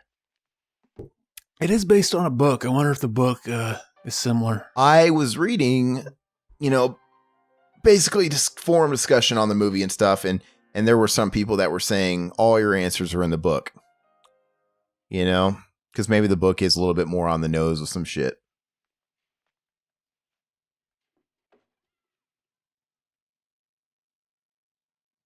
Look at him. What? See, why is he staring at him and smiling? I don't think I remember that. All right. The obligatory solo piss cup. Are you pissing in a solo cup, or what kind of cup are you pissing in? Let everybody know. He's not here yet. He's busy. It feels so good. We'll find out in a second, folks. It sounds frothy, though. I'll say that. I'm actually, I'm taking the aluminum cans and I'm just like shoving my thumb into the hole to make it bigger. And then I piss in it. Okay, so what kind of cup are you pissing in? Is it a solo cup? It's the aluminum cans. The aluminum cans I'm drinking out of. Oh, the aluminum cans. Gotcha. Man, those don't hold very much, man. Did you have to switch it like Lloyd Christmas? Exactly. I had to switch it, and then I just still didn't fucking get it all out. Ew. I'm gonna get a urinary tract infection. Stop him. You know what you have to do. You know what you have to do? You got to go fuck another boy and fucking cum all over his butt cheeks. Well, so if you think it's open-ended as far as what those letters means, what do you think it means in the letter if it's not killing? If he's saying, you know, if only you could see what I'm doing to make you proud, what is he doing? And he's got a knife. They catch him with the knife. Maybe it's just for protection for himself. It's whatever it is he's working on in his career life. Make him proud. Or maybe like it's totally normal for those people to pack knives if they're getting cruised and stuff, because you know you don't know who the fuck is gonna. Yeah, they live in New York City. So, and it is true. It's like the whole fucking Harrison Ford Han Solo thing. Who shot first? I think didn't Pacino draw first, or no? He does. And then he stabs, and then he pulls a knife, but maybe his knife was in self defense. Like he's always ready for it. Mm-hmm. Yeah. Yeah, you can basically just put whatever you want into the movie. Like, oh, I want to believe that Pacino was the killer. And, you know, and there is something for that. Like, whenever I get to whenever we get to the end, I'll go ahead and here he is. Here's Lord Raiden himself. James Reamer. You think he fucking nuts like a non-dairy creamer? I wonder how many of the actors were actually gay, because a lot of these guys are straight guys playing gay guys. And even the cross-dressers kind of seem like straight actors trying to do their best cross-dressers. Well, this is probably before it was even like okay to come out as gay. They probably still hiding it. Yeah. So they didn't get blacklisted from acting in movies. Look, he's got some acne. Don't you just want to nut all over his face? Lord Raiden. So this is the guy right here that fucked his career up by getting fired from Aliens because he couldn't fucking put the junk away, man, for 6 weeks. Oh, yes. He gets on that junk and he thinks those aliens are real and shit. Like, that's the secret to like being a good actor. You just fucking get so stoned. You think that shit's real. Look at those nice little short fucking shorts, though. Okay, so what is this? Like, he backs away, like, okay, I'm gone, and he waits for him to open it so he can just attack him. See, it's like really personal. He just tells him to stay away from Ted. That's it. Because he just tempted him with the fucking small shorts. But you know what I mean, though? So this is what I think people are drawing on. He tells him to stay away from Ted, and he's just so fucking pissed. And watch, even to the point where he's going to come back and he's going to wait it out. See, I just took it as he's like, quit fucking forcing Ted to fucking quit what he wants to do. Whatever. No, I think it was. I think it was personal. Like someone's getting in the middle of my fucking relationship. Look at this. Hopefully, I want to think of fucking Ted and our boy fucking and making passionate love. Wait, what is he saying? What is he saying? He's saying, "Get off my piece, bitch." Hold on, I want to hear what he says. I'll play with you. Gross. Look, he's got a knife too, and he's got the archetype. He's got the long hair. And he just leaves. Okay. Yeah, I think, because what is the point? I think he let his emotions get the better of him. I think I would say that he probably does have feelings for Ted, even though it's not explained super well beyond this scene. I mean, why else? He saw those little short green shorts and wanted up in them ass guts, and he became animalistic. He was so fucking horny, like he had cum brain, and he just fucking kicked the door down, and then like, oh, he's got a knife. I can't fuck the shit out of him. I guess I'll leave. Ass guts. What the fuck? Yeah. At one time, upon the film's release, it opened with an on-screen disclaimer that Friedkin describes as an ass-covering measure that covered no ass. It was meant to declare that the film's content was not intended to critique a certain subset of society. Probably, like, from the blowback of, like, people protesting it and stuff. Probably. So this movie's going by pretty fast. I mean, we got, if you disregard the credits, we probably got like 15 minutes left. If that, 10 minutes. This reminds me of that scene from Don't Fuck with Cats. Oh, yeah. They get them on tape coming in. Yeah.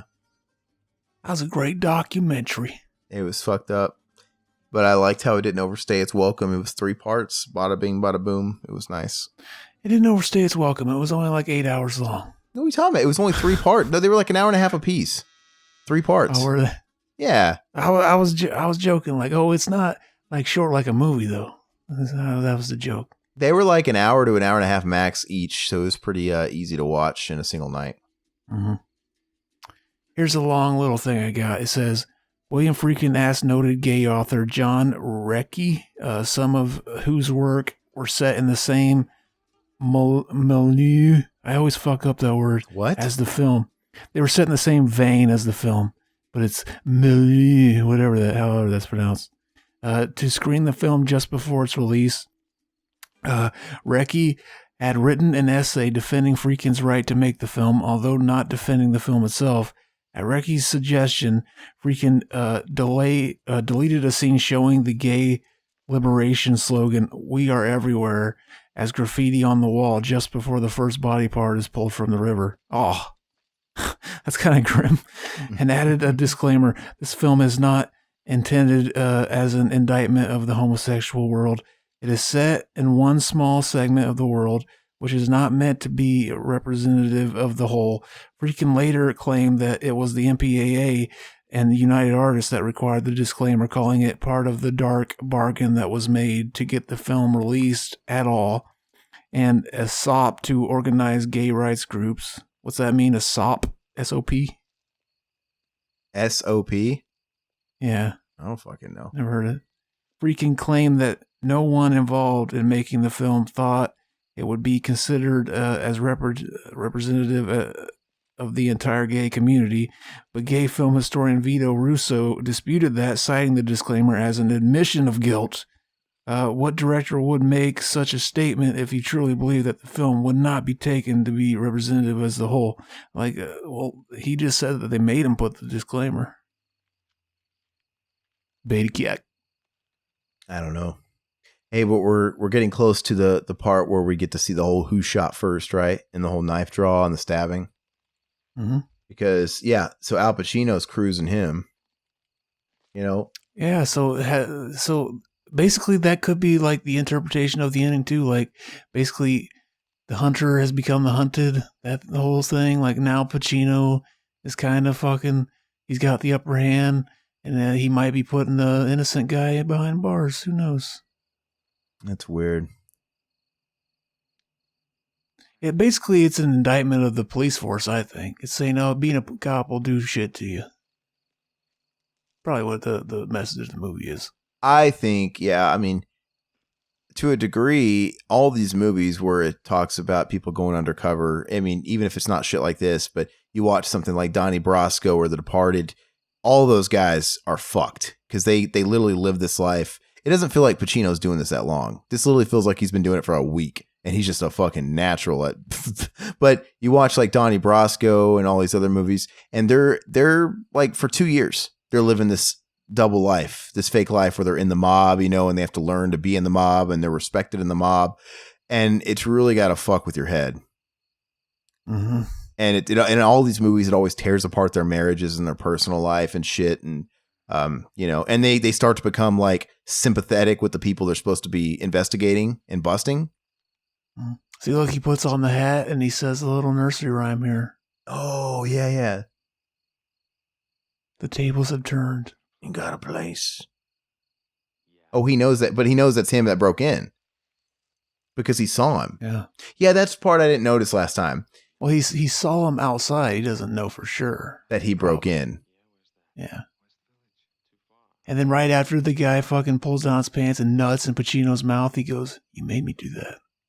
Yeah, so what is his... It's weird. So the way he said, I got a place. He almost said that angrily. Like, yeah, you bitch, you broke into my place. I know it was you. So is that why he's packing a knife? I mean, but how did he know Pacino was going to be cruising down this random road in the park? Because it's not like they exchange numbers, you know? Mm-hmm. It's really odd. He might just have a knife because he lives in New York City and he's going out walking around at night, just be for protection, just in case. It looks like they're in Central Park too, which you would want to have a knife, especially back then. Yeah. Yeah, who knows? I always love this scene. He's like, "What size are you?" "Party size." Party size. They go through all the lingo, and I don't know what any of this means. But I was looking it up on Google. I was like, what qualifies as party size? I want to know how big our boy's dick is. I feel like Pacino. that's fun size, like a Snickers bar. Like, does that mean small? Yeah, fun size would be like, well, fun size is like whenever it's like a Tiny. family size, like a big portion of something. Like a fun size would be like, a Tiny. tiny one. But wouldn't you want something to be fun? Or party size, I misspoke. Party size? Yeah, okay, I guess. Yeah, this is weird. I want to see who draws first. Look at me, he's all sweaty like Joe Spinell. See, it's definitely Pacino because this guy, he basically just, he's following orders. He goes, "Yeah, drop him."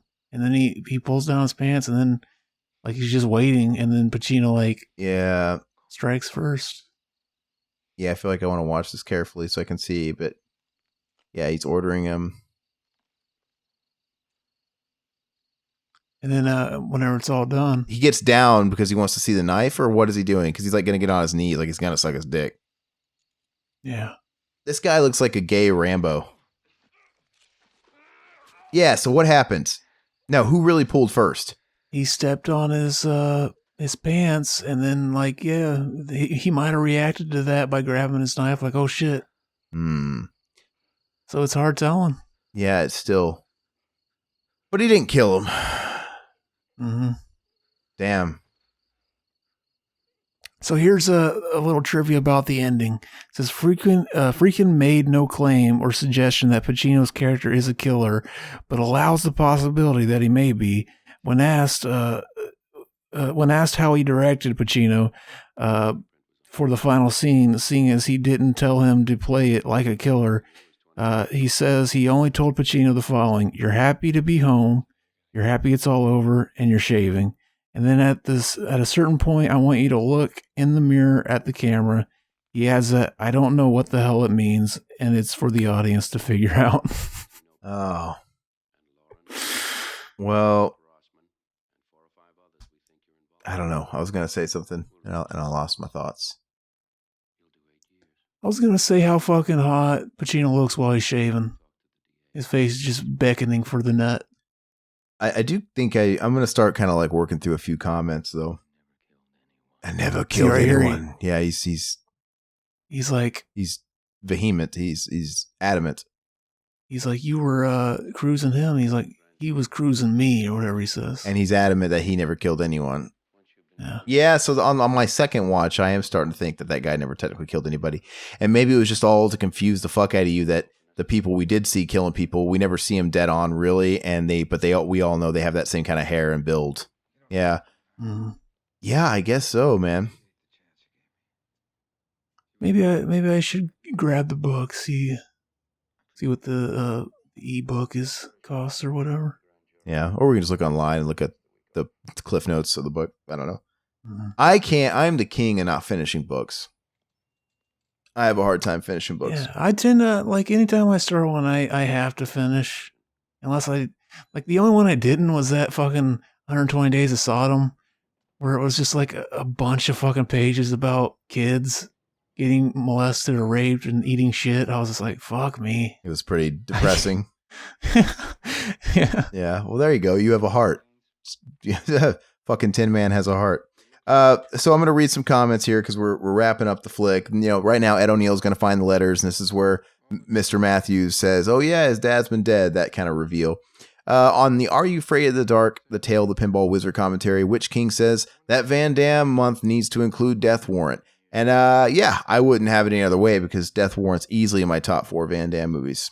And it's one of my favorite prison movies, too. I sent our boy the goat because he, like, at one point he asked me, like, "Oh, are you a fan of action movies?" And I told him, like, it's never been a genre I got into fully. He's like, "Oh, okay." And the other day I asked him, like, "Okay, so what's like 3 or 4 titles you would tell somebody that's trying to get into it?" And so yeah, he gave me a couple that he likes. So I added them to the list. I'm going to check them What out. were those titles? He gave me a couple. I'll have to look at it again. Well, if he's wanting to collaborate on something like that, I would love to join too. I think, yeah, when you're giving someone that list to get into stuff, you don't want to get too obscure. You kind of want to give stuff, you know, like gateway drugs. I mean, you like Terminator 2, but you're coming at that from a different angle, right? Like sci-fi, and it's got other shit going for it. But obviously, I watched the Van Damme movie Bloodsport. I've seen it before, but it like Bloodsport and the Kickboxer. There's a couple of them that are on Amazon Prime. yeah, a lot of them are. I watched Invasion USA while I was doing the exercise bike and Bloodsport. Chuck Norris has never been. Yeah, His movies have never been very good. I don't think they're like great. Invasion USA is mediocre. From what I hear, like that's as good as you can hope for with Chuck Norris. What does this imply, by the way? Like, what is this wrap around? Like, he recognizes him. Like, what is this supposed to imply? What's the point of this? Yeah, maybe that like you know, the kid wasn't lying. He's fucking with people. Maybe he's like wondering, like, did you kill this guy? Yeah, I mean, 'Cause, well, like, and he gives the other guy shit. we didn't see his partner was Mike Starr, Mr. Gasman. We didn't see him at the club, but we see him like cruising, like kind of like eyeballing, you know, the fresh meat. Mhm. You know, he's one of the guys you see, and we saw him in the park, right? Again, he saw him at the park at, you know, like he was cruising past Pacino, but Pacino went with the other guy, and then it just cut to the next day, so we don't know what the fuck he did. Yeah, who knows? Yeah, I love Bloodsport's like the classic. That's what everybody's gonna go to, and I'd say that's like a top. Is that supposed to be James Remar right there walking away because he just killed the boyfriend? Maybe. Oh, I didn't even notice it. I looked away for a second. You mean that guy right there?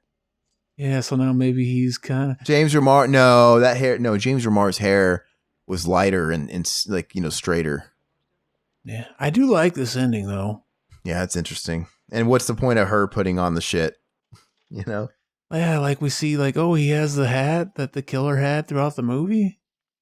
Huh. It's just interesting. Yeah. Van Damme, though, I think Bloodsport is like that's like the quote unquote classic. I like it. I think Kickboxer is essentially the same fucking movie, but it's better. I've always liked Kickboxer a lot. But Lionheart's one of my favorite Van Damme movies, if not my favorite Van Damme movie. That's a good one. I remember watching that one, and like, maybe it was because it was too long, and I just wasn't in the mood. I didn't like that one. What, Lionheart? Yeah, I remember noticing like it was over 2 hours long, wasn't it? I don't recall. And Lionheart essentially is very similar to Bloodsport, an underground tournament, blah blah blah blah blah. You know, it retreads a lot of shit. I think if you want modern action, man, like Scott Adkins is really good. You watch like Ninja 2, Ninja Shadow of a Tear. That movie's fucking brutal because the You know action. who's better than Scott Adkins? What? Ron Atkins, the director of fucking Schizophrenic. Oh yeah. Well, the actual action's gotten better in some ways with like martial arts movies these days because they tend to hire a lot of fucking MMA people because those guys will take fucking hits. So there's some movies out today that are less cuts and shit like that, and it's way more brutal. I think anybody out there, if you like action movies, should watch that Universal Soldier. The fourth one. Why can't I think of it? Not Regeneration. The fourth Universal Soldier movie with Scott Adkins. And it's got Dolph Lundgren in a little bit of it. And it's got that movie, just the action. If you like just cool camera work and fucking brutal action scenes, it's just nonstop eye candy. Like they're not not movies that you're gonna like, you know, you're not gonna win some fucking screenwriting Oscar for, but they're just eye candy and they're just a lot of fun. If his fiance there was a cop and she like stopped you on the, you know, she takes you out of your car and like, yo, spread your cheeks, I'm gonna search you. Like, would you let her fuck you? Put on a strap on and fuck shit out of you? No, hey, why are we? Is there any relevance to ending on the same scene we began on with the tugboat on the bay and shit? Because nothing was solved. Maybe the killer wasn't found at all. I'm saying, is that insinuating that they're just gonna find more body parts? Possibly. You know, I don't know why we would end there. Twilight Zone Shadow Play commentary. Aya Dreamcatcher said, "Your dream is having you." Oh yeah, absolutely. Scream 3 live commentary that was featuring Mac. Witch King says that head PE name drop was very unnecessary, Zach. Oh, it was completely necessary. We all love head PE secretly deep down. I don't. You just don't know it yet. I'm gonna read Are You Afraid of the Dark? The Tale of the Bookish Babysitter. That's what we put out last week, and I got a few comments here. Ishmael Premier, he says, I just watched the Bill and Ted movies recently for the first time. I liked them, but Bogus Journey is the slightly better flick for me. Can't wait to see John Wick team up with Bill and assassinate their future selves. I will go out on a limb and say that Bogus Journey is not even just slightly better. It's actually significantly better. Is it still part of, is you saying that, or is it still part of the comic? I'm saying that. Okay. I think it's significantly better. I hear a lot of people say they like the first one better. And yeah. Yeah. I think it's the unpopular opinion still, but I think it's even significantly better. If you think about it, they could have easily went sequelitis route, but they didn't. They made a completely different movie than the first one. Different motives, different end game, but yet it still stayed true to the theme. And they just went fucking weird, man.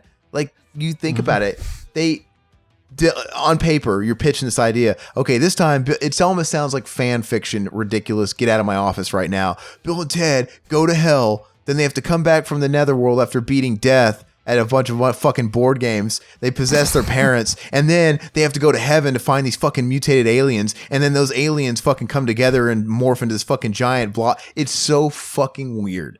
They morph into this big creature with a huge fucking ass that you just want to grab and fuck. That does the air guitar. Yeah. It's just the weirdest, most bizarre fucking movie. Where at the heart of the first one, it's just kind of an 80s kind of harmless time travel movie, which was popular. Obviously, Back to the Future was popular. They probably were just like, hey, you know what? Let's kind of do our own type of thing. I mean, you know, the second one, man, it just is, it's nuts. If we ever make Mac and Zach films, we would be lucky to come up with that second one's plot. And I think that in the second movie, they did an awesome job at fleshing out Bill and Ted even more. I think, and not to mention, dude, they played evil Bill and Ted. Like they played themselves, and you had the fucking good robot usses. Like, it's just so fucking bonkers. Like, they literally threw spaghetti at the wall and every fucking noodle stuck. It's great. They kept fucking everything. Pam Grier in there. Yeah. Everything about it is so great. And I think they did an even better job at just sort of building the universe around them. Like, it just, I think the movie is I think it's more than just slightly better. I think it's, to me, if Bill and Ted Bogus Journey was a 10, Bill and Ted's Excellent Adventure, I mean, if I'm being completely honest, it's probably a 7. It might be an 8. But that's like nostalgia. The nostalgic part of me wants to give it an 8 because it's Bill and Ted and I'm being a little biased. But like, if you strip away my bias behind it and my nostalgia, it's probably a 7. You know what I mean? It's not as rewatchable. It's totally good. It's great. But like, Bogus Journey might be a 10. But anyway, and when they go to hell, when you have like the fucking Bill S. Preston Esquire as his grandmother, like, it's fucking genuinely creepy. Those the makeup he's wearing is legit. It's really creepy. It's just super inventive. But yeah, that's why I'm really hoping this new Bill and Ted movie isn't sequelitis, but it to me, it looks like it's going to be, because they're just going to go back to hell again. And, you know what? I mean, I don't know if this is a spoiler or not, because I heard some people say that this is what happens, but I don't know if I just trust anybody. But if it's a passing the baton thing and it's just about the daughter saving the day, fuck my life. Yeah, I don't think they'll I never got the implication that was what was going on. Yeah. I hope not. If it's this whole passing the baton and the daughters have to like fucking say, I mean, come on, nobody wants that. Like, they're not going to make a million more Bill and Ted's. Like, this is for the old people that like the Bill and Ted movies. Like, I just hope they just do everybody proud and everybody's happy with the movie. And it is what it is. But like Zach said, I'm going to go into it with no expectations. What does it cost to rent that bitch? $30? 24. Fuck me. I mean, But if you get it on Vudu, you get a $3 credit, I guess. yeah, that's kind of pricey because they're just automatically assuming you have a household of people. So it's like, oh, you're getting a deal. But if you live alone, you're paying more than you would pay for a ticket to at the movies, right? You're paying double. I don't know if it's going to like, is it, since it's coming out like, like that, is it just going to like, once it's released, it's just going to unlock and then it's part of your Vudu, or is it going to go away and you got to rebuy it? Is it pre-buying it? If it was pre-buying it, then fair game, I guess. I don't know. Is it going to have a window where you can just rent it? Yeah, just like like a theatrical release, and it'll come out later. I mean, I don't know. I guess we have to do some research for it, but and I'm holding out that they're going to release a 4K box set of just all three movies. Mm-hmm. I think right now Scream Factory's running the steelbooks of the Bill and Ted movies, the first two, on sale. They're actually a pretty good price, but I'm not even going to dip into it because they're going to release some kind of collection when this new one. So I'll wait. But anyway, David Capper. This is our same thing, the bookish babysitter, right? Afraid of the Dark. Capper says, so Uncle Capper is going flip mode on this comment. I'm typing this while starting this week's commentary, which instead of waiting for the last 5 minutes as usual. So, due to Aaron's house flipping opportunities, this week's suggestions are Real Estate Exploitation, House 1 and 2, Money Pit with Tom Hanks and Shelley Long, Paranormal Activity 5, The Ghost Dimension. I didn't watch Paranormal Activity 5. Is there like a house flipping? And he says, Are You Afraid of the Dark aired on YTV, youth television here in Canada. And although I was too old to watch it when it was on, I was too busy cruising around with theater students, friends, running into hovercrafts and getting high in the theater parking lot before sneaking in to see Dazed and Confused. But, I read that too soon. I was like, he was too busy cruising. Oh, no. He was too busy being dank AF. He couldn't be bothered with our fucking childish bullshit. But while he was a little too old to appreciate it, he said, my younger brother and his squad was super into it. And I remember thinking it was pretty weird and creepy for a kid's show. Yeah, I mean... It was rated Y in Canada. Here was Y7. See, that's the thing. Like, even R-rated movies in Canada are rated PG. And if you got an R-rated, it's basically like NC-17 in Canada. It all just depends on how old you were. But yeah, I mean, if you can look at it through certain eyes... It opened a lot of doors. I mean, it is a really cool series. It's like, wow, it's anthology horror, and it might have sparked the love for some people my age that got into anthology horror movies, and an appreciation for it. I think it was a really, really good show. He says, D signs off, but he says, P.S. Okay, he spells it differently, but chicks with dick exploitation, because he's trying to avoid those bots. He says, chicks with dick exploitation is the single best idea I've ever heard. Also, a reminder about biopic exploitation. Okay, so I did forget about biopic exploitation, so I think we need to do that first. We have all these ideas. My opinion is after we've done this, and after we knock out Schizophreniac 2, and we enter a new exploitation, we should do bio. But my only question is now, though, we could do that. We could do bio exploitation, and it would be timed well for September, and that would leave us room to do our October shit, right? Mm-hmm. Don't you think we could probably knock it out? I think we can do it. I think we can just do bio exploitation in September, and everything will time out great for what we're going to do. And we haven't figured out what exactly we're doing for October yet, but we'll figure something out. But as usual, man, thanks for your comment. And we're going to get on biopic exploitation. Now we just got to figure out what we're going to do. There's so many good ones to do. I think we should get kind of obscure with it, but I kind of feel like we can't not do a La Bamba. It's like the quintessential, for me, it's like the quintessential music biopic that everybody had to watch in Spanish class growing up in public school. But we'll see. Mendoza says, congratulations, Riverman, and congratulations, Bat32. He's speaking about them both having kids. over the past couple weeks. Oh yeah, by the way, I'll go ahead and reveal it's now Wednesday. Last Monday, you got a brand new surprise again episode of Exploited Cinema. What? Hell yeah, a commentary of fucking Highway to Hell. And what sucks is, like, whenever I said that, like, oh yeah, I didn't get to fucking do the listener portion because I had to leave early. I was lying because that first time I just forgot, and then this time is when I had to leave early. So basically, I was still trying to hide because we did this one pretty soon after before the last one had even come out yet. Oh, so this one's been in the can a while. Yeah. Because I was about to ask what happened to that Nicolas Cage one. I thought I was invited to do that. So that one hasn't even been. That's way before. Mm-hmm. Okay. Interesting, man. So lots of goodies for you guys. And yeah, I've been enjoying those ever since Zach has been. I mean, you're pretty much a mainstay now, right? Whenever you guys record, you're on it. Hell yes. Yeah. I mean, I've really enjoyed it ever since Zach has been doing them too. Who else was on that with you? The GOAT. Oh, you and Goat and fuck. Okay, cool. Would you guys have like Strebo or anybody else too? Or is it just you three?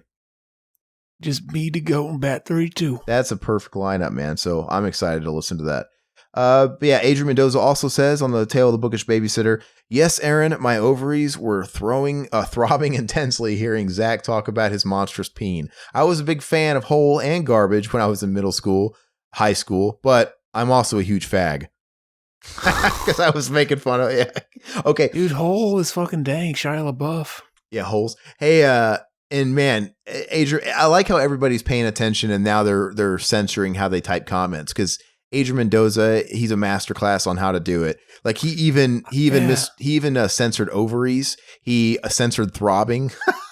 You know what? I saw he tried to send that same comment like 2 other times. And it kept getting like deleted, so he had to censor it more. And he probably didn't know what was triggering it, so he put like an asterisk in one of the letters for ovaries. He put the number pound symbol for the B's and throbbing, and he put a pound symbol for the G and the F word. Which, by the way, bleep that out. Maybe that'll when I read it as it was, you might have to bleep that F word out. But whenever like I have notifications on my phone, so like it'll tell me like, oh, Adrian left a comment, and then it'll say like the first couple like words until it like you had to click on it to read the rest, and it'll be gone. So yeah, and then like most of the time, whenever it's just one that gets deleted, we'll click on it and it'll just be already gone before. I mean, just do that stuff, man. Play it safe. I mean, I know what you're saying. Obviously, I read it just fine. Just put like pound mark, whatever you got to put in there. Just omit a couple of letters with some symbols. It should be fine. On the Evil Dead classic BTM podcast back from 2013, I think is when we did that.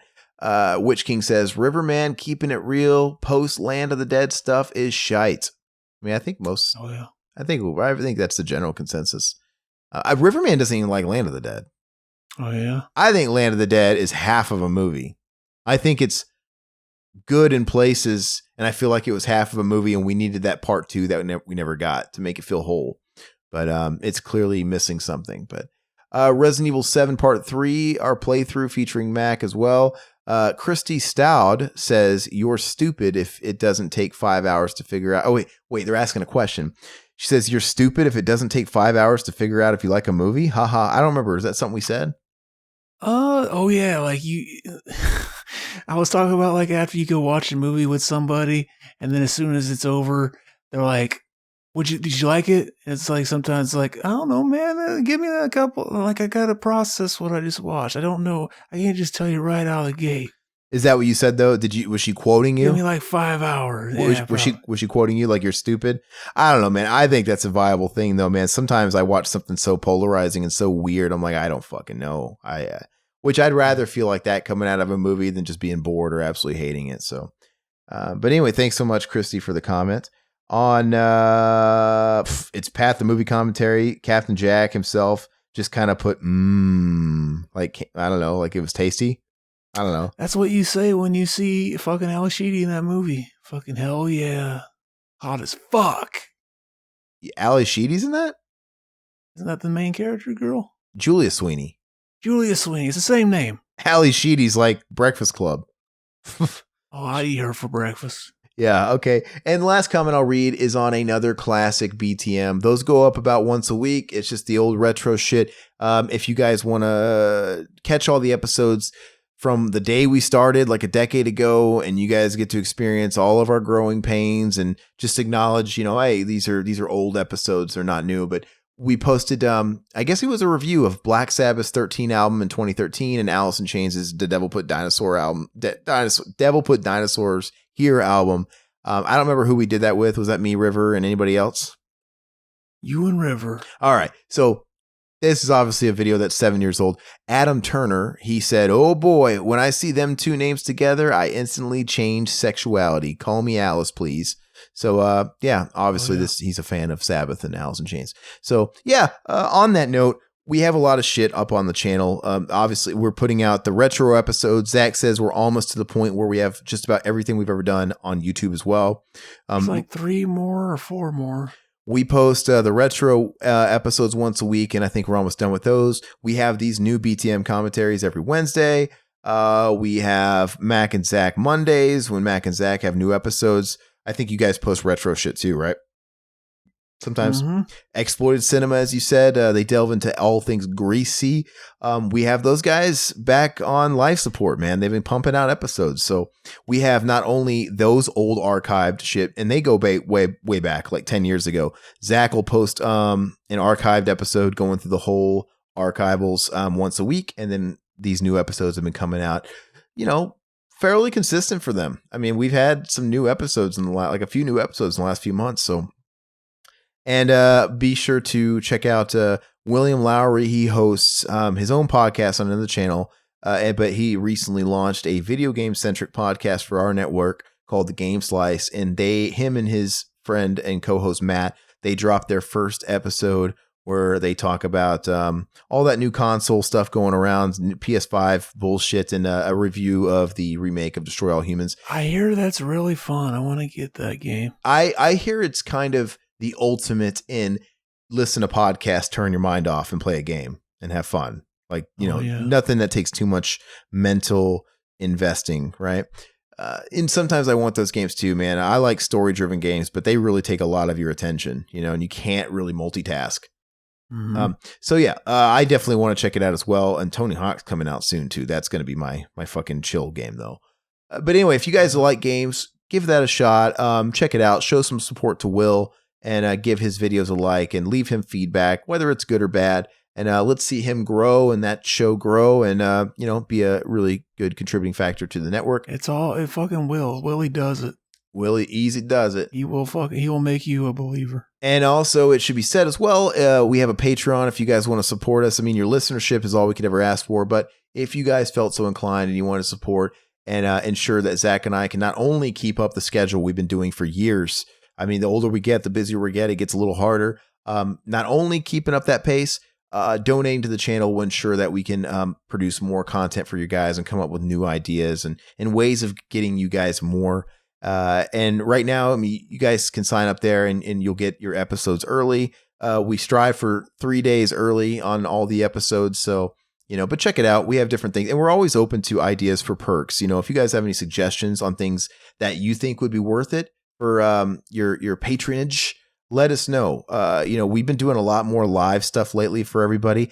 I think the idea would be kind of cool. I don't really know how it works yet, but how do we start a private Discord? And how does that work? Is that where we can just basically have an open chat room at all times? Or how does that work? We actually got one. It's in the links in the description.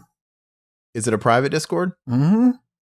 Okay. So what do we do with a private Discord? Is that where just people come in? Yeah, I don't know. I don't frequent a lot of those. So give us ideas about it. Apparently if you're on Patreon, you can link your account with Patreon and it'll give you a special badge and stuff like that. And then we can make a room where they can show up. We can do a bunch of stuff. Yeah. I mean, that'd be fun. If we can work out having a private Discord for anybody that wants to go the extra mile and support us, we could basically have little play dates where we jump online and just shoot the shit, talk, video chat, play games together. I don't know, fucking any of it, man. It'd be a lot of fun.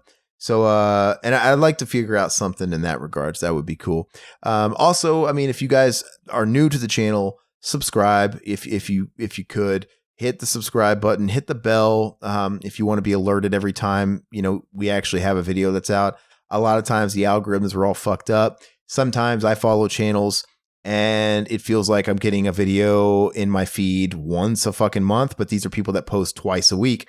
And it's because I don't have that bell, right, clicked. So, if you want to ensure that you're getting everything we put out, which is a lot weekly, hit the bell so you don't miss an episode. And also, if you see a new episode, it helps in the algorithms too. Supposedly, if we get a video like in that first 24 hours, hopefully that I think that is supposed to boost you in the algos. But other than that, we're also on free feeds, podcast services like Apple Podcasts, Google Play, Stitcher, Spotify. I like to listen to my podcasts over there. I sometimes listen to stuff on YouTube if I'm at a desk and I'm stationary, but mostly I'm on the go and I like Apple Podcasts or whatever. So, definitely check us out over there. Give us a subscription over there. Subscribe, leave us feedback. That's like gold over there. That'll help us boost in the algorithms and get into the visibility of other people like yourselves that would like our show. So give us a 5-star rating on one of those places, whatever works for you guys, and leave us a little feedback if you felt so inclined. But that is all we got. Oh, lastly as well, we're on Teespring. We put those links everywhere below the vids, and go check out our designs. Those are extra great because you get something tangible, right, as well for the money, and they always kick us back a nice portion of each sale. So that's great too. There's a lot of things you guys could do, but if anything, you guys are listening. I'm not bitching. We're super blessed and super happy. But that's all we got. Zach, do you have any last comments or things that you want to promote? How long was he holding that, waiting for me to pitch it over to him? A while. Yeah, he was waiting for me. Okay, the time. All right, guys. Bye-bye, puppets. End of the week at the Revival House. Next month's theme, you gotta figure it out. Italian zombies or Pauly Shore. A slasher with a knife and the girl next door. And 1 second in, get it all queued up and ready, hit play in 3, 2, 1. Bye-bye puppets, Zach Pete and a solo cut band. Couldn't miss Cameron's loving, Josh and Scott failed and Riverman's babe. Bye-bye puppets.